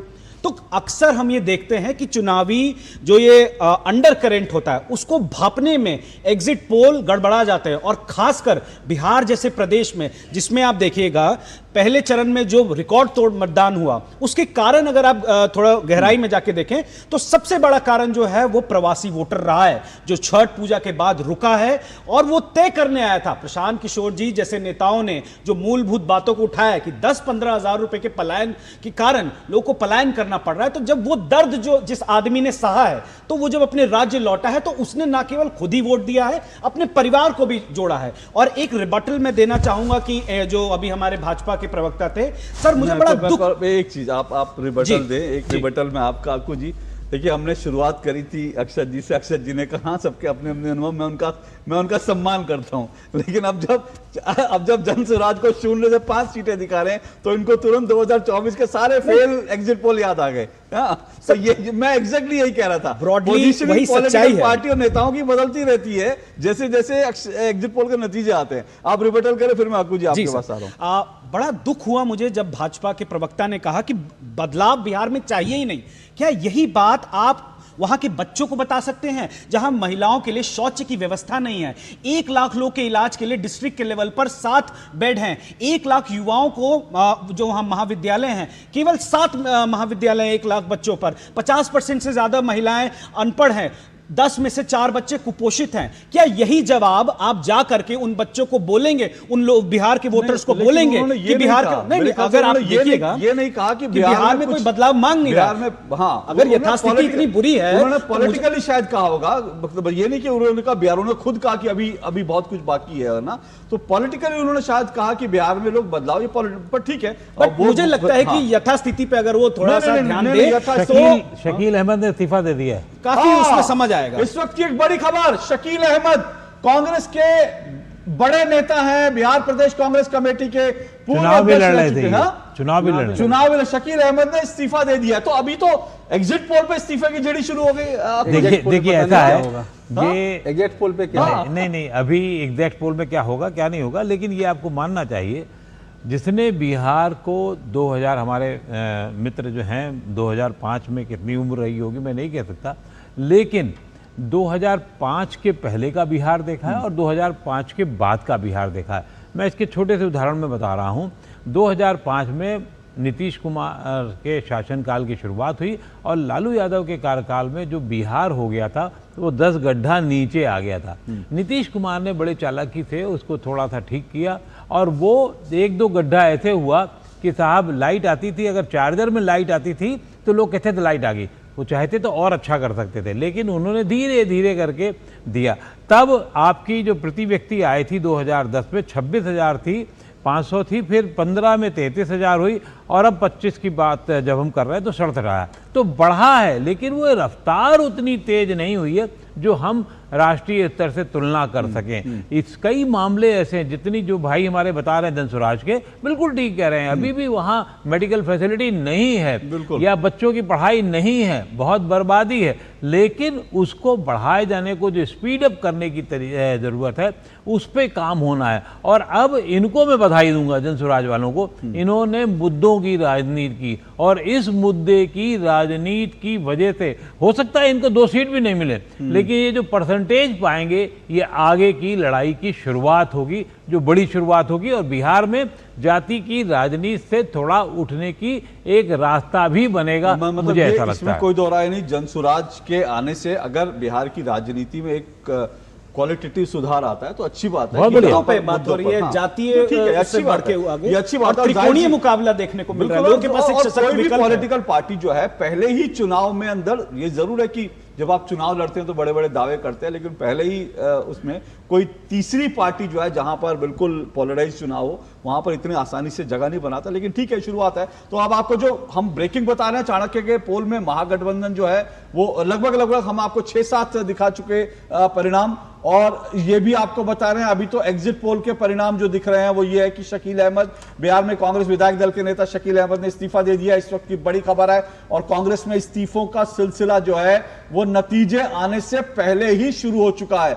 नतीजे आने के बाद क्या होगा ये कहना मुश्किल है, लेकिन नतीजे आए उससे पहले कांग्रेस में इस्तीफों की जो शुरुआत है वो हो गई है। बड़े नेता विधायक दल के शकील अहमद, उन्होंने इस्तीफा दे दिया है। ये इस वक्त की बड़ी खबर है। निखिल, ये जल्दी से आपका रिएक्शन, फिर मेरे साथ महेश दास जेडीयू के जुड़े हैं और जयराम विप्लव बीजेपी से जुड़े हैं, और साथ साथ जो है मेरे साथ अरविंद झा भी जुड़े हैं, उनके पास जाऊंगा। लेकिन जल्दी से आपका, निखिल जैन, आपका रिएक्शन। अभी तो नतीजे नहीं आए, लेकिन एग्जिट पोल लग रहा है कि कांग्रेस को भी ये समझ आ रहा है कि भाई कुछ तो चूक हुई है। इतना बड़ा इस्तीफा जो है एग्जिट पोल पे होते हुए मैंने नहीं देखा। निखिल जी की आवाज, हाँ जी बोलिए निखिल। शकील अहमद जी ने अपनी थोड़ी सी नाराजगी जाहिर करते हुए अपना इस्तीफा दिया है। अभी मेरे हिसाब से उनका एक व्यक्तिगत कारण उसमें शायद कुछ रहे होंगे कि शायद उन्हें लगा है कि पार्टी ने हैज नॉट परफॉर्म्ड उस हिसाब से जिस हिसाब से शायद करनी चाहिए थी। अभी ये because this is a developing situation, मैं अभी इस पे ज्यादा कुछ नहीं कहना चाहूंगा। जी जाहिर सी बात है निखिल, मैं समझता हूं आपके लिए अभी कुछ कहना, लेकिन एक जरा सा पॉइंट जोड़ दूं बस, सिर्फ ये वो ये है कि निखिल है, और मैं जब वापस आ रहा था तो हवाई अड्डे पे वहां जहां बैठा था वहां कई बड़े नेता कांग्रेस के बैठे हुए थे। एक ने बड़ी नाराजगी, युवा नेता है, सांसद हैं, नाम कहिएगा, नाम भी बोल दूं, मुझे क्या दिक्कत है। वो सांसद महोदय बहुत चर्चित रहे, उनके पिताजी सपा में है, इतना भी हिंट दे सपा में थे। उन्होंने कहा कि जो टिकट बेचने की राजनीति हुई है उससे बहुत नुकसान हुआ है। आप इस पे कुछ कहना चाहेंगे क्या निखिल?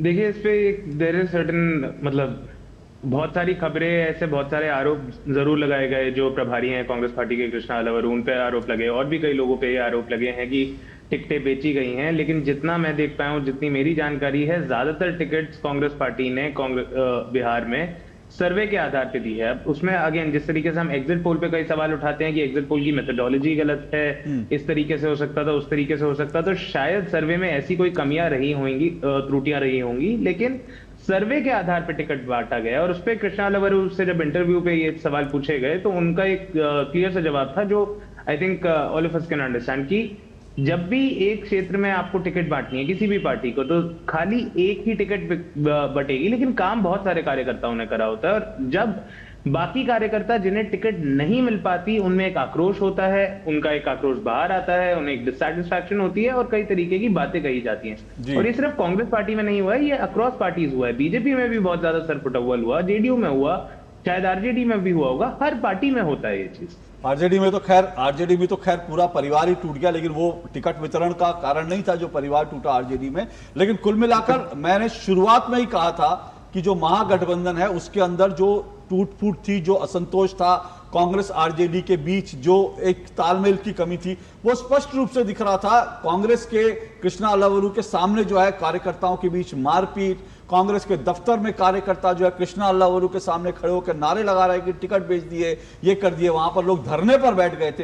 तो ये सारी चीजें थी और कांग्रेस ने जिस तरह से सरेंडर किया था, क्योंकि बहुत सारे लोग कह रहे हैं कांग्रेस ने आरजेडी के सामने सरेंडर कर दिया था, वो सरेंडर की जो चीज थी वो भी लोगों को पसंद नहीं। हालांकि बहुत सारे राजनीतिक विश्लेषकों का यह भी मानना है कि कांग्रेस जमीन पर बिहार में कितनी रह गई है कि सरेंडर ना करती तो वो क्या करती। ये सारे विषय है, लेकिन अभी इन सब पे चर्चा चलती रहेगी। पर महेश दास जेडीयू के हमारे साथ है। महेश दास जी, ये जो एग्जिट पोल आप आ रहे हैं, आप इन पर क्या, आपकी पहली टिप्पणी क्या है, और क्या ये नीतीश मोदी की जो जोड़ी है उसके लिए जो हमारे रिपोर्टर कह रहे थे उनकी क्रेडिबिलिटी जो है उस पर ये वोट पड़ा, या किस पर आपको लगता है कि वोट पड़ा होगा? देखिए, बिल्कुल बिहार के जनता ने लोकतंत्र के महापर्व में पार्टिसिपेट करके जिस तरीके से गवर्नेंस के मॉडल पे, सुशासन पे, विकास पे, रोजगार पे, सुरक्षा पे जिस तरीके से सभी लोगों ने वोट किया, उसके लिए पहले उन लोगों सभी को, मतदाताओं को धन्यवाद। ये साबित कर दिया है कि बिहार की जनता विकास के साथ जाना चाहती है। बिहार का जो डबल इंजन, बिहार में जो डबल इंजन सरकार चल रही है, डबल इंजन सरकार को और रफ्तार देना है, इस पे बिहार की जनता ने मोहर लगा दिया। निश्चित तौर पे जिस तरीके से पिछले 20 वर्षों में आदरणीय नीतीश कुमार जी के नेतृत्व में जो बिहार में विकास हुआ है, इस विकास के मॉडल पे बिहार के जनता ने फिर से मोहर लगा दिया है। ये आप लोग जो दिखा रहे थे और जो कह रहे थे, बिल्कुल जनता भी उसी तरीके से, खासकर जो महिला का एक बड़ा वर्ग है, हमने तो पहली बार देखा है कि महिलाएं वोट करने तो जाती थी, लेकिन कभी भी वो खुलकर नहीं बता पाती थी कि हम किसको वोट किए। लेकिन जिस तरीके से लंबी लंबी कतारें सुबह से ही लगी हुई थी, 1 बजे तक लगभग 50% से अधिक वोटिंग हो गया था, तो ये दर्शाता है कि बिहार में जिस तरीके से जो डबल इंजन की सरकार है और जो डेवलपमेंट का रफ्तार है, उस रफ्तार को बिहार की जनता ने मोहर लगा दिया है। ओके, मैं रविशंकर रवि आपके पास आ रहा हूं, लेकिन उसके पहले सुधीर, ये वुमेन फैक्टर, महिला फैक्टर जो है, ये कितना इंपॉर्टेंट इस महिलाएं बिल्कुल नीतीश कुमार जी के साथ है। पिछले बार 125 सीट एनडीए जीती, जिसमें से 99 सीट ऐसी थी जहां पे महिलाओं का 4% ज्यादा था। यही वजह है कि महिलाओं का इस बार भी नीतीश कुमार जी ने ज्यादा ख्याल रखा। उनको उनके जीविका के नाम पे 10,000 रुपये 2 करोड़ महिलाओं के खाते में गए हैं। और इस बार भी जो अभी तक आंकड़े मिले हैं कि महिलाओं का वोट परसेंट ज्यादा है, तो इसका फायदा निश्चित तौर पे मिलेगा। इसका फायदा निश्चित तौर पर मिलेगा। नीतीश कुमार और मोदी की जोड़ी जो है वो महिलाओं के लिए हमेशा उनके लिए ये फेवरेट रही है। लेकिन रविशंकर रवि जी, आप एग्जिट पोल को लेकर के कितना आप इसको सही दुरुस्त मान रहे हैं इन एग्जिट पोल को? अभी तो जाहिर सी बात है आखिरी दम तक किसी भी पॉलिटिकल पार्टी को, किसी भी नेता को हथियार नहीं डालने चाहिए, लेकिन फिर भी आपका मन क्या है इस एग्जिट पोल पर? अशोक जी, ये जो 2020 का इलेक्शन था, जिसमें हम लोग लगभग 12,000 वोटों के अंतराल से अक्रॉस कॉन्स्टिट्यूएंसी जहां हम लूज किए थे, ये फासला रहा था। उसके बाद उसमें कुछ उठापटक हुई है, जो अभी एक साथी बता रहे थे कि कुछ वोट्स हमें मिलेंगे, हमारे कुछ उधर जाएंगे।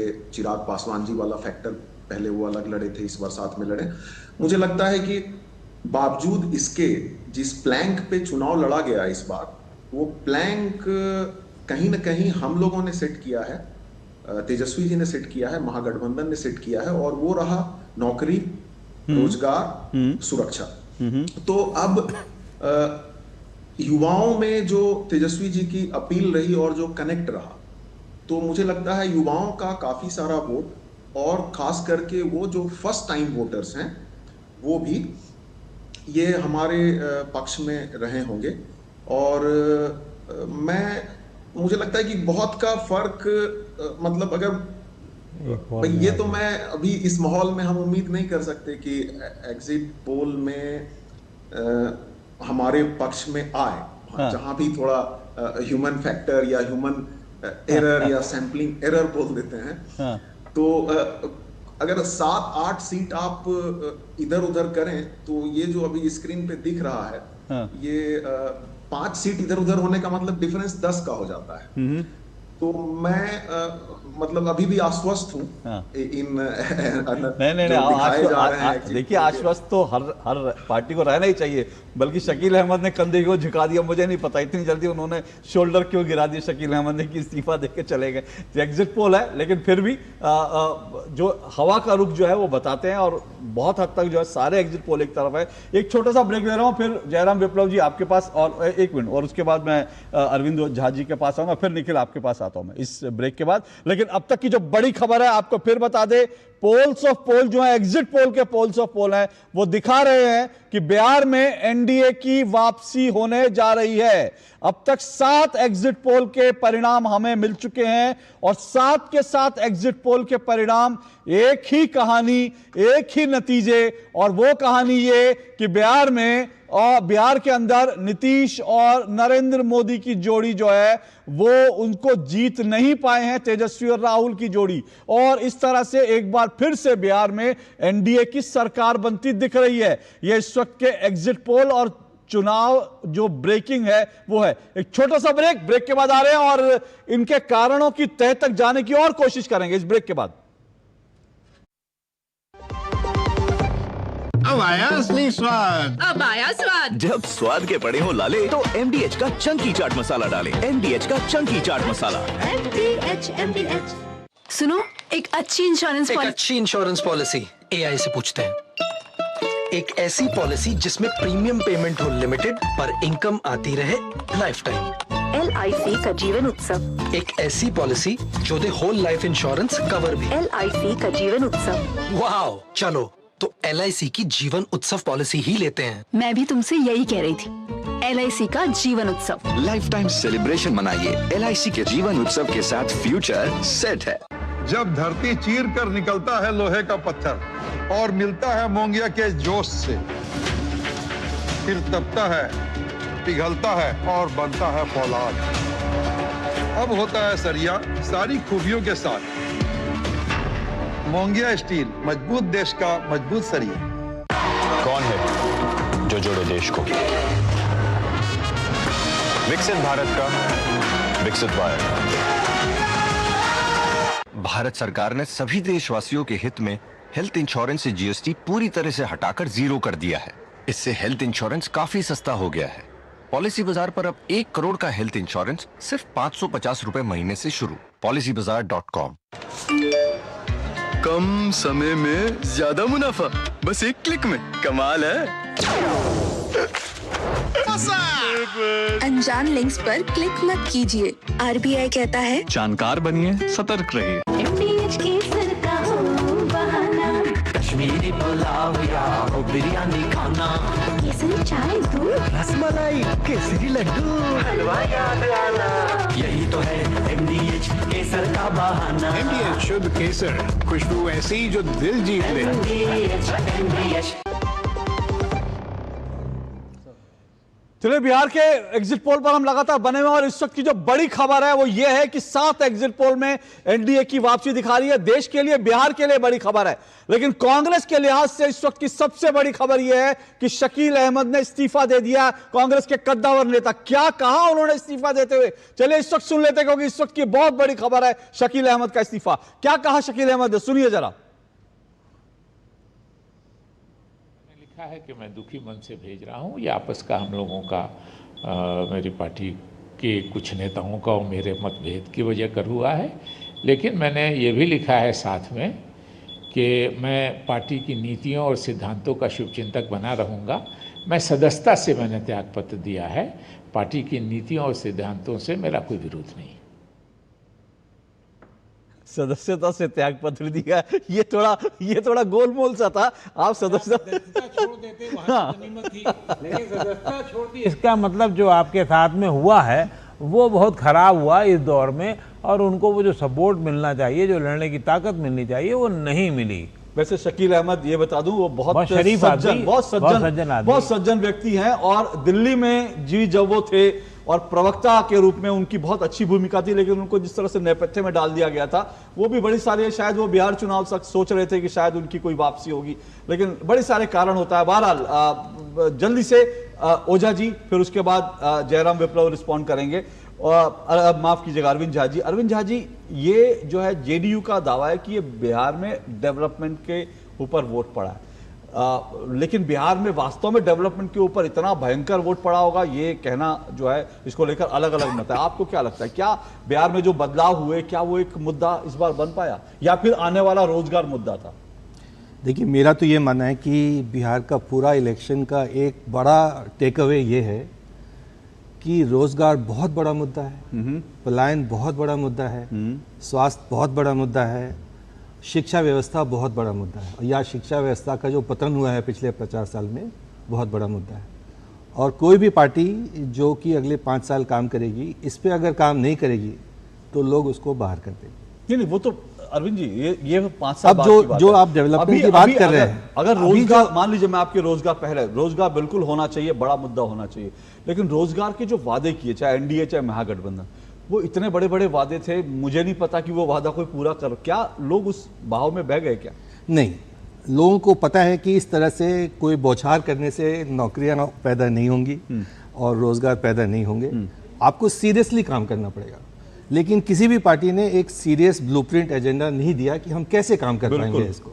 बिहार का जो हम लोग काम करते हैं 5-6 साल से, हम लोग देखते हैं कि सबसे बड़ी प्रॉब्लम वहाँ पे पूंजी एक्यूमुलेशन या कैपिटल फॉर्मेशन को लेके, बैंक्स पैसा देते नहीं है, CD रेशो बहुत लो है, NBFCs कोई है नहीं, सरकार के पास अपना कोई पैसा है नहीं, तो जो भी आदमी अपना उद्यम लगाएगा वो 2-3-6 महीने के बाद लड़खड़ाने लगता है और उसकी बंद हो जाते हैं। चंदपटिया का एग्जाम्पल हम लोग देख रहे हैं कि ऑलमोस्ट 70-80 यूनिट वहाँ बंद हो गए, कोई भी नए यूनिट लगते नहीं। दूसरा क्या है कि अभी भी शायद जो सेंटर में थोड़ा सा शायद प्राइम मिनिस्टर ने इसको चेंज कर दिया माइंडसेट, कि जो हमारे एडमिनिस्ट्रेटर्स थे, ऑफिसर्स थे, ब्यूरोक्रेट्स थे, वो पहले बिजनेस को एक नेगेटिव पर्सपेक्टिव से देखते थे, नेगेटिव पॉइंट ऑफ व्यू से देखते थे, लेकिन मुझे लगता है कि पिछले 10 साल में प्राइम मिनिस्टर ने इसको चेंज कर दिया है। सेंटर में अभी एक प्रोग्रेसिव एटीट्यूड है बिजनेस को लेके कि जो वेल्थ जनरेटर है, जो जॉब जनरेटर है, उसको हमको सम्मान देना चाहिए, उसको आगे बढ़ाना चाहिए।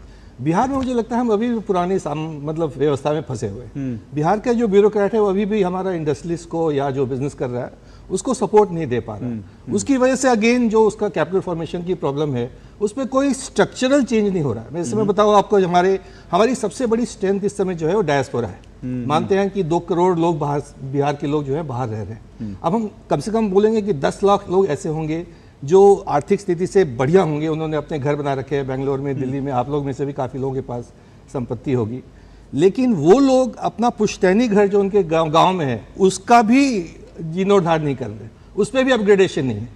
तो हम ये मानते हैं कि अगर कोई सेंटर से या और किसी पॉलिटिशियन ने मांगा भी नहीं, अगर एक टैक्स फ्रेंडली पॉलिसी बने कि आप अपना घर ठीक कराइए वहाँ पर और हम आपको टैक्स ब्रेक देते हैं, ओके, ये लाखों करोड़ रुपया जो है कंस्ट्रक्शन इंडस्ट्री में एक समय में घुसा देगा बिल्कुल बिहार में, और स्थिति बदल जाएगी। अगर आप बोलते हैं कि आप वहाँ से 10 लोग, 20 लोग, 100 लोग मिलकर एक फंड बनाइए, उस पर हम आपको टैक्स ब्रेक देते हैं, अगर आपको एजुकेशन में, हेल्थ में या स्टार्टअप में आप इन्वेस्ट करेंगे, कैपिटल मतलब फॉर्मेशन के लिए आप हेल्प देते हैं उनको, तो जरूर उसमें आप देखेंगे कि अगेन लाखों करोड़ रुपया जो है बिहार में आना शुरू हो जाएगा। और जब तक हम ये नहीं करेंगे और ये हम सोचते रहेंगे कि सरकार पैसा दे देगी, सरकार का बजट तो 3-3.25 लाख करोड़ का है, और वादे जो 12 करोड़ 13 करोड़ के किए गए हैं। और जो आप कह रहे हैं ना रोजगार को लेकर, ये बात कोई भी गठबंधन की ओर से स्पष्ट नहीं कहा गया। और मैं आपको अभी न्यूयॉर्क के चुनाव का उदाहरण इसलिए दे रहा हूं क्योंकि बड़ा ताजा उदाहरण है। जो ममदानी न्यूयॉर्क के मेयर बने हैं, उन्होंने चुनाव से पहले कहा था सबको मुफ्त बस राइड मिलेगी, सबको जो है हम किराया फ्रीज कर देंगे, सबको मुफ्त ये मिलेगा, मुफ्त वो मिलेगा, सस्ते ग्रोसरी स्टोर होंगे। और जब वो चुनाव जीत गए इन वादों पर, तो उन्होंने पहला काम ये किया कि उन्होंने एक वीडियो निकाला और वीडियो निकालकर कहा कि मुझे डोनेशन की जरूरत है, आप लोग पैसा दीजिए ताकि मैं अपने वादे पूरे कर सकूं। वहां तक जाने की जरूरत नहीं है, ये हमने महाराष्ट्र में भी देखा। हाँ, महाराष्ट्र में जितना प्रॉमिस किया गया था हाथ खींच किया गया। महाराष्ट्र में, हिमाचल प्रदेश में, कर्नाटक में लागू नहीं हुआ।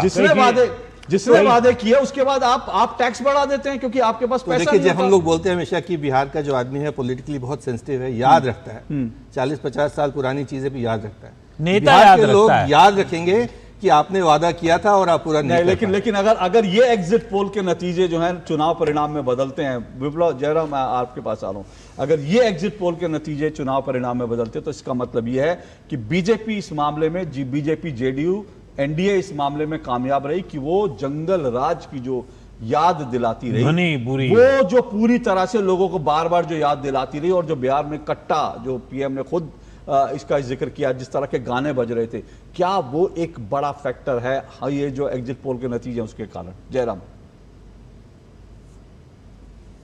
जो एग्जिट पोल के आंकड़े आ रहे हैं उससे भी बेहतर परिणाम 14 तारीख को एग्जिट पोल के रूप में दिखाई पड़ेगा। एक तरफ झूठ का सौदा, इससे बेहतर मतलब आप 167 से ज्यादा कह रहे हैं? उससे भी ज्यादा, मैं 180 प्लस देख रहा हूं और मैं दावे के साथ कह रहा हूं 14 तारीख को मिलेंगे आप और हम। जयराम विप्लव जी, मैं हमेशा नेताओं को कहता हूं वो जो अखबारों वाला दौर था वो बीत गया। अब जब तब बयान दे देते थे, कहते थे अखबार ने गलत छापा। अब आप रिकॉर्ड पे होते हैं सर, इसीलिए जो बोलिए। निश्चित रूप से अशोक जी, आपके साथ लगातार पिछले 10 वर्षों में हम रहे हैं और जो हमने ग्राउंड पे महसूस किया वही केवल बताया है। आज देख लीजिए, एक तरफ सच का इम्तिहान था, दूसरी तरफ झूठ का सौदा था, लेकिन जनता ने दिखा दिया है कि विश्वास की पहचान, विकास की पहचान केवल मोदी और नीतीश ही है। एक सज्जन कह रहे थे कि पिच हमने सेट किया, दूसरे सज्जन कह रहे थे नहीं, पिच तो हमने सेट किया, मुद्दे हमने सेट किए, लेकिन इनकी सरकार बन रही है। मुद्दे कोई भी लेकर के आइए, कोई भी मुद्दा हो, लेकिन सबसे बड़ी बात होती है उन मुद्दों के प्रति जनता किसको सक्रिय, सजग और भरोसे के लायक समझती है। तो निश्चित रूप से 20 वर्षों में नीतीश जी का नेतृत्व और पिछले 11 वर्षों में मोदी जी का नेतृत्व, जो काम डोर स्टेप डिलीवरी हमने करके दिखाया, उसके आधार पर हमने विश्वास हासिल किया है और जहां से निकाल करके लाए हैं। देखिए, चुनाव दो तरफ चल रहा था, दो तरफ के मुद्दे थे। एक तरफ जहां भाषणों में हम अपने काम, अपनी उपलब्धियों को बता रहे थे, अपने संकल्प पत्र के माध्यम से आगे का रोड मैप बता रहे थे, तो वहीं याद दिला रहे थे कि आज जो ये ठगने के लिए आए हैं झूठ के सौदागर, किनके समय में क्या होता था। जो हर घर लगभग 2 करोड़ 75 लाख सरकारी नौकरी बांटने का वादा लेकर आए, उनके माता पिता के शासन में वेतन भोगी लोग 18 महीनों की हड़ताल करते थे, तब 1 महीने का वेतन मिलता था। अशोक जी, वो बात बिहार की जनता, बिहार के सरकारी कर्मचारियों की पत्नियां, वो सरकारी कर्मचारी और मुझे मैं एक बात, उनके बच्चे भूले नहीं है। मैं एक बात इससे पहले, बहुत सारे मुद्दे थे, लेकिन विश्वास की मोहर है और विकास की जीत है, ये निश्चित तौर पर आप कहिए, भरोसा हमने जीता। मैं एक बात अक्कू जी जल्दी से आपका एक कमेंट लेना चाहूंगा, फिर मैं अमरेंद्र, हमारे संवाददाता रोहतास में खड़े हैं। देखिए, एक चीज बिहार में जब चुनाव का जिक्र हो रहा था कि भाई चुनाव है, बिहार में जिस तरह से एक हॉस्पिटल के अंदर घुसकर गोली मारी गई, घर के बाहर एक जो है व्यापारी को गोली मारी गई, वो मेरे ख्याल से ये जो बीजेपी और जो लगातार एनडीए जंगल राज की याद दिलाते हैं, उसका काउंटर करने का बहुत अच्छा मौका था कि महागठबंधन में कांग्रेस, तेजस्वी यादव। लेकिन ठीक उसी वक्त राहुल गांधी अपनी वोट चोरी यात्रा लेके निकल जाते हैं कि वोट चोरी हो रही है। देखिए, आपको लगता है कि ये मुद्दा उन्होंने मुद्दे दरअसल महागठबंधन ने अपने हाथ से गवा दिए? हाँ, आ रहा हूं निखिल। देखिए, 2 चीजें हैं। जहां तक जिस दौर में आज से चुनाव से 5-6 महीने पहले ये सब जब घटनाएं घटी हैं और लगातार घटी हैं, तो उसके पीछे कारण क्या होते? जो हमारा बिहार का नागरिक होता है या जो वहाँ के लोग रहने वाले होते हैं, तो जानते हैं कि एक क्राइम जो होता है वो ऑर्गेनाइज क्राइम होता है और एक नॉन ऑर्गेनाइज होता है। दूसरा, उसको ये भी शक था कि कौन किससे क्या करा रहा है। तीसरा ये कि इस बात को ज़्यादा आगे तक कांग्रेस ने या आरजेडी बहुत आगे तक ले नहीं जा पाई। भारतीय जनता पार्टी के साथ में अभी हमारे झा साहब बता रहे थे, वो एक बहुत अच्छा, मैं नीतीश कुमार से अक्सर कहता रहा हूँ और व्यक्तिगत बातचीत में कहता रहा हूँ कि नीतीश जी, आपके पास एक ट्रांजिस्टर है जो बहुत बढ़िया है। कहने क्या है? मैंने कहा, जब भी चुनाव आता आप जंगल राज आप बड़ा कर देते हैं और धीरे धीरे लोगों को याद दिला देते हैं, और ये पीढ़ी दर पीढ़ी, ये तो पीढ़ी बदल गई 20 साल में, अब दूसरी पीढ़ी को भी याद दिला रहे हैं कि साहब ये हो जाएगा। लेकिन ये भी सच है कि अगर बिहार में इंडस्ट्री नहीं आ रही है तो उसके पीछे वहाँ की लैंड पॉलिसी है। गवर्नमेंट वहाँ पर उसको लैंड्स को अगर जब तक इंडस्ट्रीज को वो वहाँ लैंड पूल बना के नहीं देगी, तो कहाँ से आदमी, वैसे भी लैंड लॉक है वहाँ का, तो कहाँ से वो उद्योग लगाएगा, कैसे आगे बढ़ेगा? और जहाँ वो कर नहीं सकता, और उसके पीछे एक कारण ये भी है कि व्यक्तिगत रूप से तभी लोग उसमें आने की कोशिश करेंगे, वहाँ बसने की कोशिश करेंगे, वहाँ इंडस्ट्री लगाने की कोशिश करेंगे, जब एक माहौल ऐसा बनेगा। मान लीजिए आपने लॉ एंड ऑर्डर को लेकर के माहौल बना दिया है, लेकिन बाकी माहौल तो वही सरकार बनाएगी।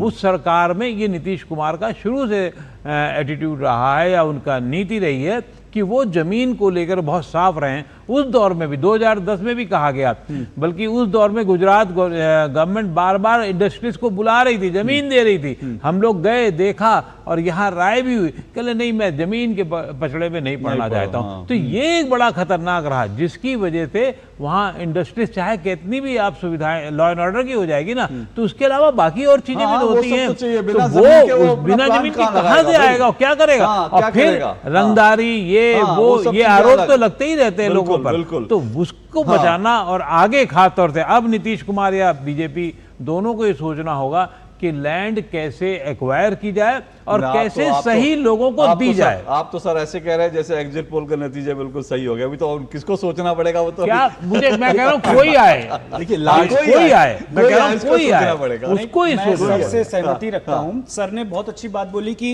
नीतीश कुमार जंगल राज को अक्सर याद दिलाते रहते थे, और याद दिलाते दिलाते वो इस स्तर पे पहुंच गए कि आज बिहार में लॉलेसनेस इतनी बड़ी समस्या है।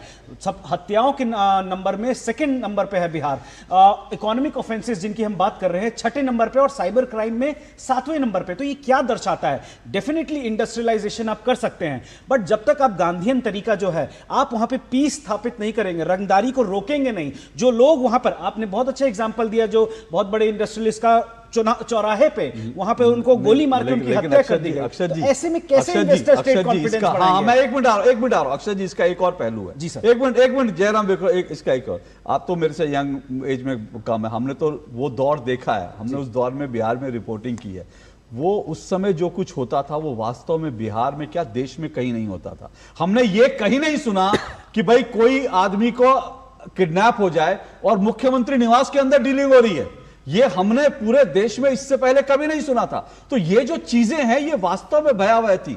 मतलब शिल्पी जैन हत्याकांड, कितने, एक आईएएस जो है उसकी पत्नी का बलात्कार हो रहा है, वो जाके उसकी कंप्लेंट नहीं लिखी जा रही, एक नेता के बेटी की शादी हो रही है और वहां पर जो है गाड़ियां उठाए। तो वो वास्तव में वो जो दौर था ना, उस दौर की चीजें आज भी, और आज भी जब खेसारी लाल यादव, मुझे याद है, उनसे जब पूछा गया तो उन्होंने कहा अरे वो तो ठीक है अपहरण हो जाता था लेकिन कम से कम पैसे देके छूट तो जाते थे। हाँ, मतलब तो नहीं, 30 डॉक्टर का अपहरण हुआ है, 30 डॉक्टर का, और उसकी वजह से आधे ज्यादा आ गए दिल्ली, मुंबई, बिहार का युवा जिसने वो जंगल राज नहीं देखा है, वो ये समझना चाह रहा है कि दोनों पार्टियों में प्रतिस्पर्धा क्यों है। कोई कहता है मेरा जंगल राज बड़ा है, कोई कहता है आपका जंगल राज बड़ा है। तो आई थिंक अगर कोई चीज गलत है वो गलत है। युवा घर में ही रहता है, उसके बाप रहते हैं, चाचा रहते हैं, वो बताते हैं, वो बताते हैं कि भाई, लेकिन सर जंगल राज को अब दोनों एक दूसरे में प्रतिस्पर्धा करना गलत है। मुझे लगता है फिर से वही पता नहीं, प्रतिस्पर्धा की बात मैं फिर से वही आपको याद दिला रहा हूं। जब आज जो है पटना में लोग 11 बजे सड़क के किनारे परिवार के साथ निकल सकते हैं, जयराम आ रहा हूं,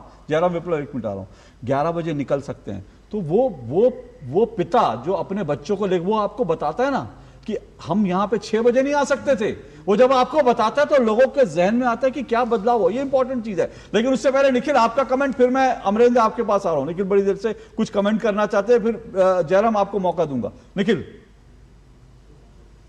अगर सरकार अगर आप 20 साल शासन में रहने के बाद भी अगर 20 साल पहले 35 साल पहले क्या होता था यही आपको बार बार याद दिलाना पड़ता है, आप अपनी रिपोर्ट कार्ड नहीं प्रस्तुत कर पा रहे, आप बता नहीं पा रहे, तो वो शायद आपकी अपनी विफलता का प्रमाण आप खुद दे रहे हैं। जितने भी शो पे गैर राजनीतिक विशेषज्ञ बैठे हैं उन्होंने बहुत बखूबी तौर से समझाया कि कैसे क्या क्या हो सकता था जो नहीं हुआ। ठीक है, नीतीश कुमार के राज में डेवलपमेंट हुई है, बिल्कुल हुई है, लालू जी के राज में भी हुई थी, मोदी जी के राज में भी हुई है, मनमोहन सिंह जी के राज में भी हुई थी। बात यह है कि जिस स्तर पे डेवलपमेंट होनी चाहिए थी, जिस स्तर पे इकोनॉमिक अपॉर्चुनिटीज आनी चाहिए थी, क्या वो आई हैं?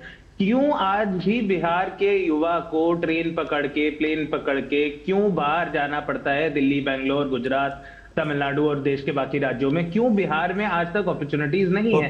ये नहीं कहा जा सकता कि 20 साल पहले लॉ एंड ऑर्डर खराब था। निखिल आपकी बात से सहमत होते हुए भी मैं एक बात ये बता रहा हूं, हमारे ही रिपोर्टर्स ने बिहार से रिपोर्ट किया है, वहां रिवर्स माइग्रेशन भी शुरू हुआ है। ये मत भूलिए, जो लोग दिल्ली में आ गए थे, कहीं और चले गए थे, वो बिहार में जो वहां छोटी छोटी इंडस्ट्री लगी है वो वहां पर लौट रहे हैं, रिवर्स माइग्रेशन भी हो रहा है। तो ये भी एक ट्रेंड है ना, इसका भी तो असर होगा।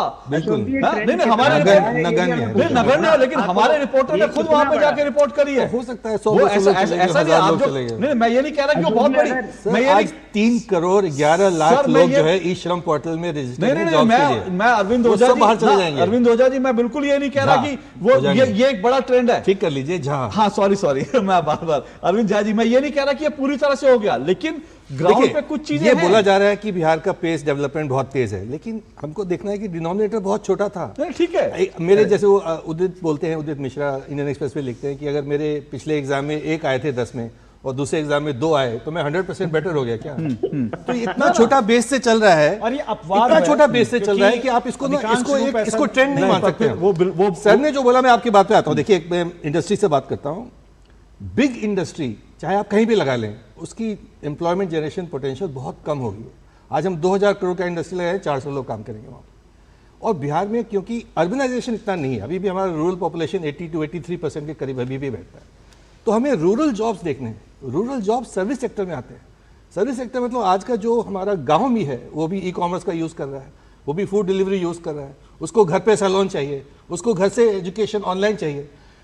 हमारा जो 6 साल का एक्सपीरियंस है कि जो 25 से कम का युवा है उसको पुराना 2000 के पहले का क्या हाल था उसको केवल सेकेंड हैंड इंफॉर्मेशन पता है। जो 40 से ऊपर है उनको बहुत ज़्यादा दुख है क्योंकि उनका अपना झेला हुआ है। जैसे आपने बोला, आपने खुद से रिपोर्टिंग की हुई है। तो जब आप पैनल बनाएंगे और 40 से 50-55 के लोग रखेंगे तो ये बात हमेशा उभर के आएगी। अगर आप ऐसा पैनल बनाएंगे जो 18 से 25 है, उसको केवल नौकरी से मतलब है कि मुझे नौकरी कैसे मिलेगी, मैं अपना छोटा उद्यम कैसे कर सकता हूँ, चाहे मैं कारपेंटिंग का काम कर लूँ, चाहे मैं टेलरिंग का काम कर लूँ, चाहे मैं रेस्टोरेंट का काम कर लूँ, कोई ना कोई मुझे और अपने जगह पे काम चाहिए। अरविंद झा जी, उसमें एक पक्ष और है जो मुझे लगता है, वो ये है कि जब आप मान लीजिए कि ये सारी चीजें हैं, लेकिन क्या बिहार के लोगों के पास एक बेहतर विकल्प था? मतलब जब वोटर जाएगा, जनसुराज एक छोटी पार्टी है, मतलब ये मैं नहीं कहता जनसुराज हो सकता है कि भविष्य में बड़ा तो बनता जाता है, लेकिन सवाल ये है कि अपेक्षाएं कहाँ हैं, आकांक्षाएं क्या हैं, मैं ये कह रहा हूं जब बिहार का आदमी वोट देने जाएगा, ये तो बिहार के लोग तय करेंगे ना कि क्या है क्या नहीं, लेकिन मैं कह रहा हूं जब वोट देने जाएगा और उसको लगेगा कि भाई नीतीश जी ने उतनी तेजी से काम नहीं किया जितना करना, लेकिन उसको फिर जब ध्यान आएगा कि भाई जो दूसरी पार्टी है, आरजेडी है या फिर जो कांग्रेस है, वो इशू पे बात ही नहीं कर रही है, या जो कर रही है हवाई बात कर रही है कि हर घर में सरकारी नौकरी दे दें, कोई ठोस प्लान नहीं है। देखिए, जब चेंज होता है ना, कभी कभी बहुत धीरे धीरे होता है और फिर अचानक हो जाता है, और ये एक चेंज की लहर है जो कि सब पार्टियों को संज्ञान में लेना चाहिए। चेंज की लहर आ चुकी है, अगर आप अभी अपना काम नहीं करेंगे तो हो सकता है कि आपके नीचे से जमीन खिसक जाएगी। आपकी बात से मैं 100% सहमत हूं। मुझे नहीं लगता इस बार जो भी जीतेगा, इस बार अगली बार बिहार की जनता और एस्पिरेशन उसमें होगी, और ऐसे ही नहीं छोड़ देगी किसी भी पार्टी को, आपको डिलीवर करना पड़ेगा। मुझे तो लगता है वो डिलीवरी अगर दुगनी रफ्तार से नहीं तो मरेंगे। और एक और आपको समझाता हूं, बिहार में हम बोलते थे कि जमींदारों का सामंतवाद था, और हम बहुत सारे फिल्मों में भी देखते हैं एक तरह का था, लेकिन अभी भी वो सामंतवाद एक तरह से ट्रांजिट करके एक दूसरे सामंतवाद में चला गया एक तरह से, क्योंकि एक डेटा था, शायद जनसुराज ने लिखा था कि कोई 1400 या 1500 फैमिलीज में सारे political representatives, MLA, MLC, MP, RSMP, कितने ही परिवार हैं। इसका मतलब वही सामंत है, और उन्होंने सारा का सारा एक अपना एक वर्चस्व बन गया कि इन बाबूजी का था, उन बाबूजी का था। वो एग्रेसिव, ये ब्रेक होना चाहिए। नहीं, वो एग्रेसिव कॉम जो धीरे धीरे और भी बनी है, उसमें नए लोग आ गए, कुछ और 16 साल के बच्चे आ रहे हैं। यही सजेस्ट करती है कि स्टेटस को चैलेंज करना चाह रही है पब्लिक, नहीं तो इतने दशकों में इतना बड़ा आपको डिफरेंस नहीं दिखता। देखिए, हमारे पास 16 साल के, 17 साल के, 18 साल के बच्चे आ रहे हैं कि हम स्टार्टअप करना चाहते हैं, कभी भी जाति की बात नहीं करते, वो कहते हैं मेरी जाति एंटरप्रेन्योर। अगर ये बिहार में सेट हो गया कि मेरी जाति एंटरप्रेन्योर है, सर मुझे नहीं मालूम, मैं तो सोशल मीडिया पे लेकिन अगर जो आप कह रहे हैं अगर ऐसा बिहार में है तो मैं कह रहा हूं हो रहा है, इससे बढ़िया हो नहीं सकता, इससे बढ़िया हो नहीं सकता कि बिहार का युवा कहे कि मेरी जाति जो है वो ये है कि मैं। देखिए, हम सब बोलते हैं कि अगर बिहार विकसित नहीं हुआ तो 9% पॉपुलेशन के साथ इंडिया कभी विकसित नहीं होगा, चाहे आप 247 कर ले, चाहे 274 कर ले, इसीलिए नहीं होगा। बड़ी स्टेट है, अगर विकल्प होता है, और उसी विकल्प ने आज बिहार का नीडल मुद्दों पे लाकर रोक दिया है। विकल्प मैं ये नहीं कह रहा कि जनसुराज जाहिर सी बात है नई पार्टी है, छोटी नहीं तो नई पार्टी, विकल्प है, नई पार्टी, विकल्प होगी, बिल्कुल होगी, लेकिन मैं मतलब पॉलिटिकल अगर आप देखेंगे सिनेरियो तो जहां 2 पार्टियां वहां तीसरी पार्टी को, बीजेपी इतनी बड़ी पार्टी है लेकिन जिन स्टेट में बीजेपी तीसरे नंबर पर है, इतनी बड़ी पार्टी जब आप कहते हैं तो वही 30-32% के आसपास ही आया था, और क्या बोलते हैं उतना ही 0.03% का डिफरेंस था महागठबंधन में और एनडीए में, तो बहुत बड़ी पार्टी कहते हैं still there is a possibility of 25-26 राष्ट्रीय स्तर पे बात कर रहा हूं बिहार में। अगर देखें तो ऐसा कुछ बीजेपी राष्ट्रीय स्तर पर इतनी बड़ी पार्टी होने के बावजूद जिन स्टेट में जहां दो तरफा राजनीति है, दक्षिण के जिन राज्यों में, वहां बीजेपी पेनिट्रेट नहीं कर पा रही है। तो जहां पोलराइज है वहां तीसरी पार्टी को वक्त लगता है, और वो वक्त जनसुराज को लगेगा। मुद्दों पे कह रहा हूं, बहुत अच्छी बात सबने बोली कि झा साहब ने कहा, डबल द परफॉर्मेंस आप कह रहे हो, होना चाहिए। जयराम विप्लव फिर अमरेंद्र जी, जयराम विप्लव फिर अमरेंद्र के पास जाओ। जयराम जल्दी से आपका कमेंट, फिर सीधा अमरेंद्र के पास आओ। ग्राउंड कनेक्ट जब होता ना, तो जो लोग आज दावे कर रहे हैं कि हम मुद्दे लेकर आगे, हम ये लेकर के आगे, उनको नेतृत्व के लिए भी आगे आना चाहिए। भरोसा कोई क्यों करेगा? इनका जो सबसे बड़ा चेहरा है, उनके पास अपनी ही पार्टी में, उनकी बनाई पार्टी में कोई पद नहीं है, वो चुनाव लड़ेंगे नहीं, और जनता उनके भरोसे जो है दौड़ जाए, ऐसा तो कहीं होता नहीं है। आप अगर ऐसे सवालों पे बात करेंगे तो आपको तो अपने उप मुख्यमंत्री के बारे में भी थोड़ा बहुत जनता को आज बता देना चाहिए कि जो 7 लोगों के नरसंहार में अभियुक्त हैं, वो मतलब उसके बारे में उस केस का स्टेटस क्या है? नहीं कर पाए। अशोक जी, मैं बाहर बैठा हूं, ग्राउंड जीरो पर हूं, और जितनी बातें यहाँ हो रही है, 2-3 बातें मैं बिहार से जुड़ी है, क्लैरिफाई कर दूं। एक सज्जन कह रहे थे कि बिहार के लोग जो बाहर चले गए, समृद्ध हैं, वो अपना घर देखने नहीं आते। इनको जरा ग्राउंड पे घूमना चाहिए। एक एक लोग घूम अपने घर, पुश्तैनी घर की 4 दीवारी से लेकर के ना शानदार घर बना करके बिहार में भी निवेश कर रहे हैं। अरे भाई, प्रशांत किशोरी का बता दो कितना शानदार घर हो गया, कन्हैया कुमार का कितना शानदार हो गया। कोरोना के बाद में ये ट्रेंड बढ़ा है, ठीक है। इसकी मैं प्रत्यक्ष में लोगों से मिल रहा हूँ, गांव घूम रहा हूँ, देख रहा हूँ। तीसरी बात जमीन की, तो नई जो इंडस्ट्री पॉलिसी है बिहार सरकार में, खास करके 2020 के बाद, जब से शाहनवाज हुसैन जी उद्योग मंत्री बने और उसको बाद में कैरी किया नीतीश मिश्रा जी ने, पूरी पॉलिसी देखिए, नई लेदर पॉलिसी है, नई जो है कपड़ों को लेकर के सारा काम हो रहा है। तो अभी 18,000 एकड़ रिसेंट में बिहार सरकार ने जमीन अधिग्रहण किया।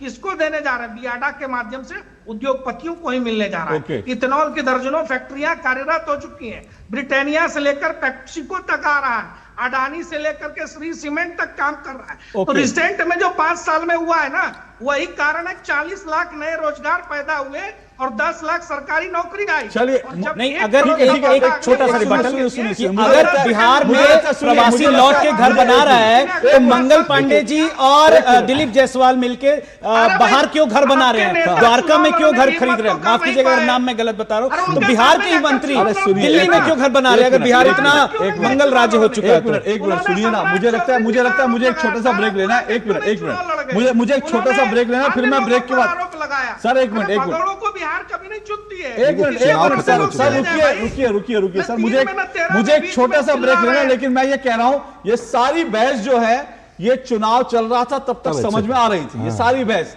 और उसके बाद अब जो है नतीजे का वक्त है। तो सवाल ये है कि अब सबको ये सोचना है कि अब अगला भविष्य का बिहार कैसा होगा, और ये जो एग्जिट पोल है, क्या ये एग्जैक्ट नतीजे होंगे?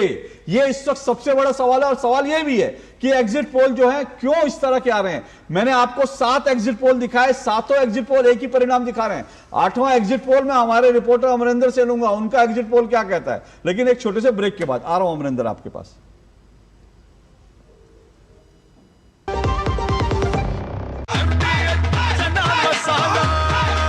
अब छोलिया हो या लोबिया, सफेद चने या काले चने, सब कुछ मजेदार बने। पढ़ता है, खेलता है, झूलता उछलता है, दौड़ता कभी कभी दौड़ कराता है, आगे आगे बढ़ता है इंडिया, अमूल दूध पीता है इंडिया। पता है, लोग अक्सर मुझसे पूछते हैं कॉल सेंटर का स्टेडी जॉब क्यों छोड़ा। I wanted more out of life, बस मैंने अपना स्टार्टअप शुरू किया। जानना चाहोगे कैसे? Then start up your own business as an LIC agent. यहाँ सब कुछ है, great products, zero investment, leading organisation and unlimited opportunities. तो क्या आप तैयार है? LIC एजेंट बनो, अब बड़ा सोचो। हमारी वेबसाइट पर जाएं या अपनी नजदीकी LIC शाखा से संपर्क करें। कौन है जो जोड़े देश को? विकसित भारत का विकसित भारत। जब धरती चीर कर निकलता है लोहे का पत्थर और मिलता है मोंगिया के जोश से, फिर तपता है, पिघलता है और बनता है फौलाद।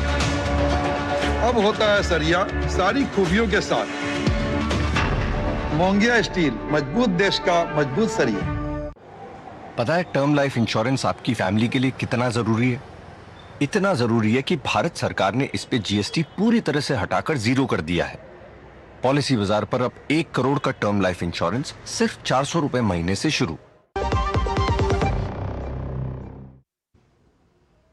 चलिए, इस वक्त आप देख रहे हैं बात बिहार की बनने वाली नई सरकार की हम बात कर रहे हैं, क्योंकि एग्जिट पोल आ रहे हैं और एग्जिट पोल के बाद एग्जैक्ट नतीजे आएंगे। तो एग्जिट पोल में इस वक्त जो बड़ी खबर आपको बता दें, जो इस वक्त की बड़ी खबर है, ब्रेकिंग न्यूज है, और वो बिहार की ब्रेकिंग न्यूज है, अब तक 7 एग्जिट पोल हमारे सामने आ चुके हैं, उनके नतीजे, और इन एग्जिट पोलों में 7 के 7 एग्जिट पोल में एनडीए को बहुमत मिलता हुआ दिख रहा है। सभी एग्जिट पोल के हिसाब से बिहार में फिर से एनडीए की सरकार बन रही है, यह इस वक्त की बड़ी खबर है।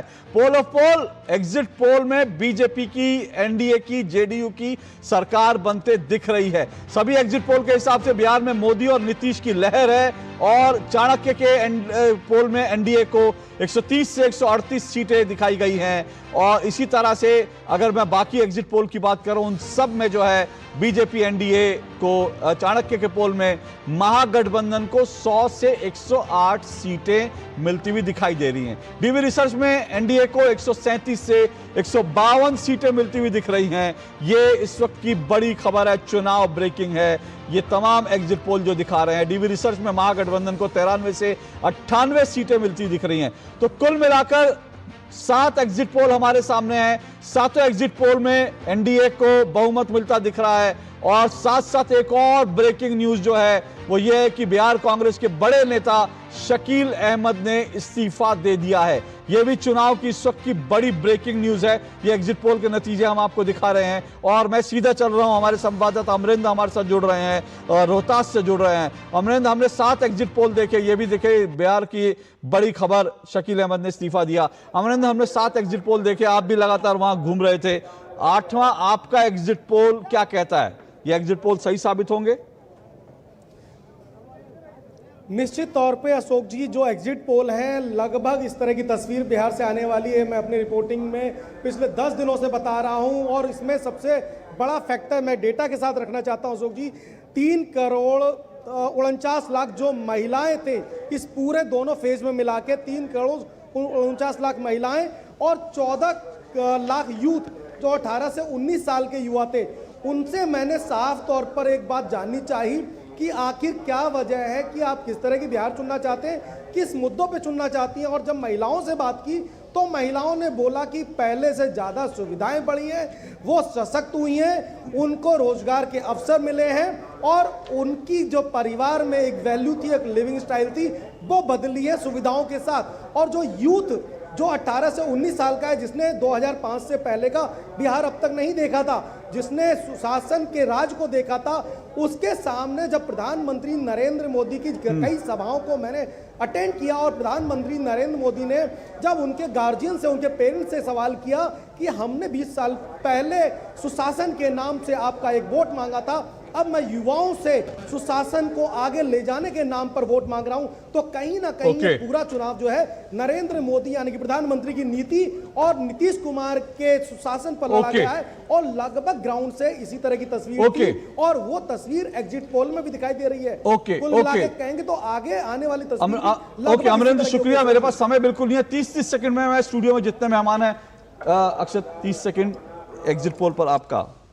देखिए, मैं इस एग्जिट पोल से सहमत नहीं हूं, क्योंकि मुझे लगता है कि बिहार में जनता ने एक सशक्त विकल्प को, जो कि बदलाव लाने के लिए जिसके अंदर काबिलियत है, उसको चुना है। और लोगों को ये महसूस हो रहा है कि जन स्वराज जैसे विकल्पों के आने से राजनीतिक जो बंधुआ मजदूरी है वो बिहार में खत्म हुई है, और 14 तारीख को आपको दिखेगा। अक्सर बहुत जल्दी से, क्योंकि ये प्रशांत किशोर खुद कह रहे थे कि या तो हम अर्श पे होंगे या फर्श पे। बिल्कुल, तो अगर अर्श पे नहीं है तो इसका मतलब ये एग्जिट पोल सही, अगर अर्श पे नहीं है तो नहीं। बिल्कुल, मैं आपको जैसे पहली बात बोली कि मैं इस एग्जिट पोल से वाकिफ नहीं हूं, क्योंकि मेरे को लगता है कि हम बिल्कुल एक सशक्त रूप से हमने काम किया जमीन पे, हम अर्श पे। आपको जी 30 सेकंड आपके। नहीं, वो अर्श और फर्श का फैसला तो आपने कर दिया है, वो ठीक भी है, उसमें कोई ऐसी उम्मीद भी शायद प्रशांत को नहीं थी। और प्रशांत बार बार ये कहते थे 130-35 सीटें आएंगी तो भी हम समझेंगे कि हमारी हार हुई, बड़ी हार हुई है। तो वो हार है, लेकिन मैं फिर कह रहा हूं credit goes to Prashant Kishor, Jan Suraaj, जो मुद्दों की राजनीति की बात कर रहे हैं और अगले 2 दशकों में बिहार में एक बड़ा मेजर चेंज दिखेगा। ठीक, रविशंकर जी, रवि जी 30 सेकंड आपके। आवाज दीजिए रविशंकर जी। हाँ जी जी बोलिए। 20 साल में विकास के सारे मापदंडों पे हम अन्य राज्यों की तुलना में सबसे पीछे हैं। अपराध के सारे मामलों में बिहार काफी आगे है। और अगर 20 साल में ये जो क्लेम किया जा रहा है कि महिला का वोटिंग परसेंटेज बढ़ा और वो सब नीतीश जी को गया होगा, तो मुझे लगता है 10,000 रुपए चुनाव के बीच में इस तरह से भेजे जाने की जरूरत नहीं पड़ती। तो वो भी एक कहीं न कहीं नैरेटिव है। ओके 30 सेकंड सर, समय मेरे पास बिल्कुल नहीं है। निखिल जी 30 सेकंड आपके, जल्दी से। अशोक जी, पिछली बार जो दोनों गठबंधनों में वोट शेयर का फर्क था, कितने मत मिले थे? 12,000 का फर्क था, दैट इज 0.03%। लेकिन जितने भी एग्जिट पोल हमने दिखाए हैं वो सारे के सारे किसी में 11.2%, 14%, 19%, 10%, इतना ज्यादा बड़ा इन एग्जिट पोल्स ने रेंज दिया है, जिससे मुझे लगता है कि इनकी मेथोडोलॉजी में ही प्रॉब्लम है। रही बात मुद्दों की और नए चेहरे की, मुद्दे छोड़ दीजिए सर, मुद्दे अभी बहुत टाइम मिलेगा। मुद्दों पे पहले भी बात की, आगे भी करेंगे, लेकिन 30 सेकंड महेश दास जी। देखिए, मैं तो सुन रहा था कुछ लोगों को टीवी पे बैठ के बहुत आसान है कि बिहार का आप आकलन कर लें, लेकिन बिहार की जो स्थिति थी और जहां से निकाल कर आदरणीय नीतीश कुमार जी ने यहाँ तक पहुंचाया है, ये निश्चित तौर पे 2025 के बाद बिहार एक बड़ा जंप लगाने वाला है। यहाँ इंडस्ट्री भी आएगी और एम्प्लॉयमेंट जनरेशन भी होगा, और बड़े तौर पर जिस तरीके से ये लोग ठीक। अब मेरे पास 30 सेकंड भी नहीं है, मेरे पास जयराम विप्लव, जल्दी से 20 सेकंड में। यहाँ पे सुशासन मॉडल के ओके 20 सेकंड। 20 वर्षों में इंफ्रास्ट्रक्चर में अभूतपूर्व काम किया, खास करके 10 साल में मोदी जी ने 15 लाख करोड़ का इन्वेस्टमेंट कराया बिहार में। इस कारण से आज एक नया रफ्तार पकड़ा है और टेक ऑफ के लिए बिहार तैयार है। चलिए, सब टेक ऑफ के लिए बिहार तैयार है, लेकिन अभी तो टेक ऑफ के जो असली हमें देखना है वो 14 नवंबर को पता चलेगा, कौन टेक ऑफ करता है, किसकी जो फ्लाइट जो है वो दरअसल क्रैश तैयार होता है नहीं होता। ये बहुत जरूरी होगा कि सेंटर और स्टेट काम करें, क्योंकि देखिए वहाँ पे सेबी का कोई कैटेगरी 1 फंड नहीं है, कोई सेकेंड लेवल फंड मैनेजर नहीं है। अभी आज 1 लाख करोड़ का रिसर्च एंड डेवलपमेंट फंड हमने घोषित किया है। क्या बिहार को कुछ नहीं मिलेगा उसमें से? क्योंकि हमारे पास सेकेंडरी लेवल फंड मैनेजर नहीं है। तो अगर दोनों सरकार काम नहीं करेगी और इसके ऊपर काम नहीं करेगी तो हम लोग वही रह जाएंगे। बिल्कुल नहीं, बिहार को विकास चाहिए, इसमें कोई दौरा नहीं, बिहार को आगे बढ़ना इसमें भी कोई दौरा नहीं, लेकिन फिलहाल नतीजों पर नजर रहेगी। फिलहाल इस पोल ऑफ पोल में इतना ही। आप सभी मेहमानों का बहुत बहुत शुक्रिया। लेकिन डीडी न्यूज पर खबरों का सिलसिला जारी है, लगातार देखते रहिए। नमस्कार।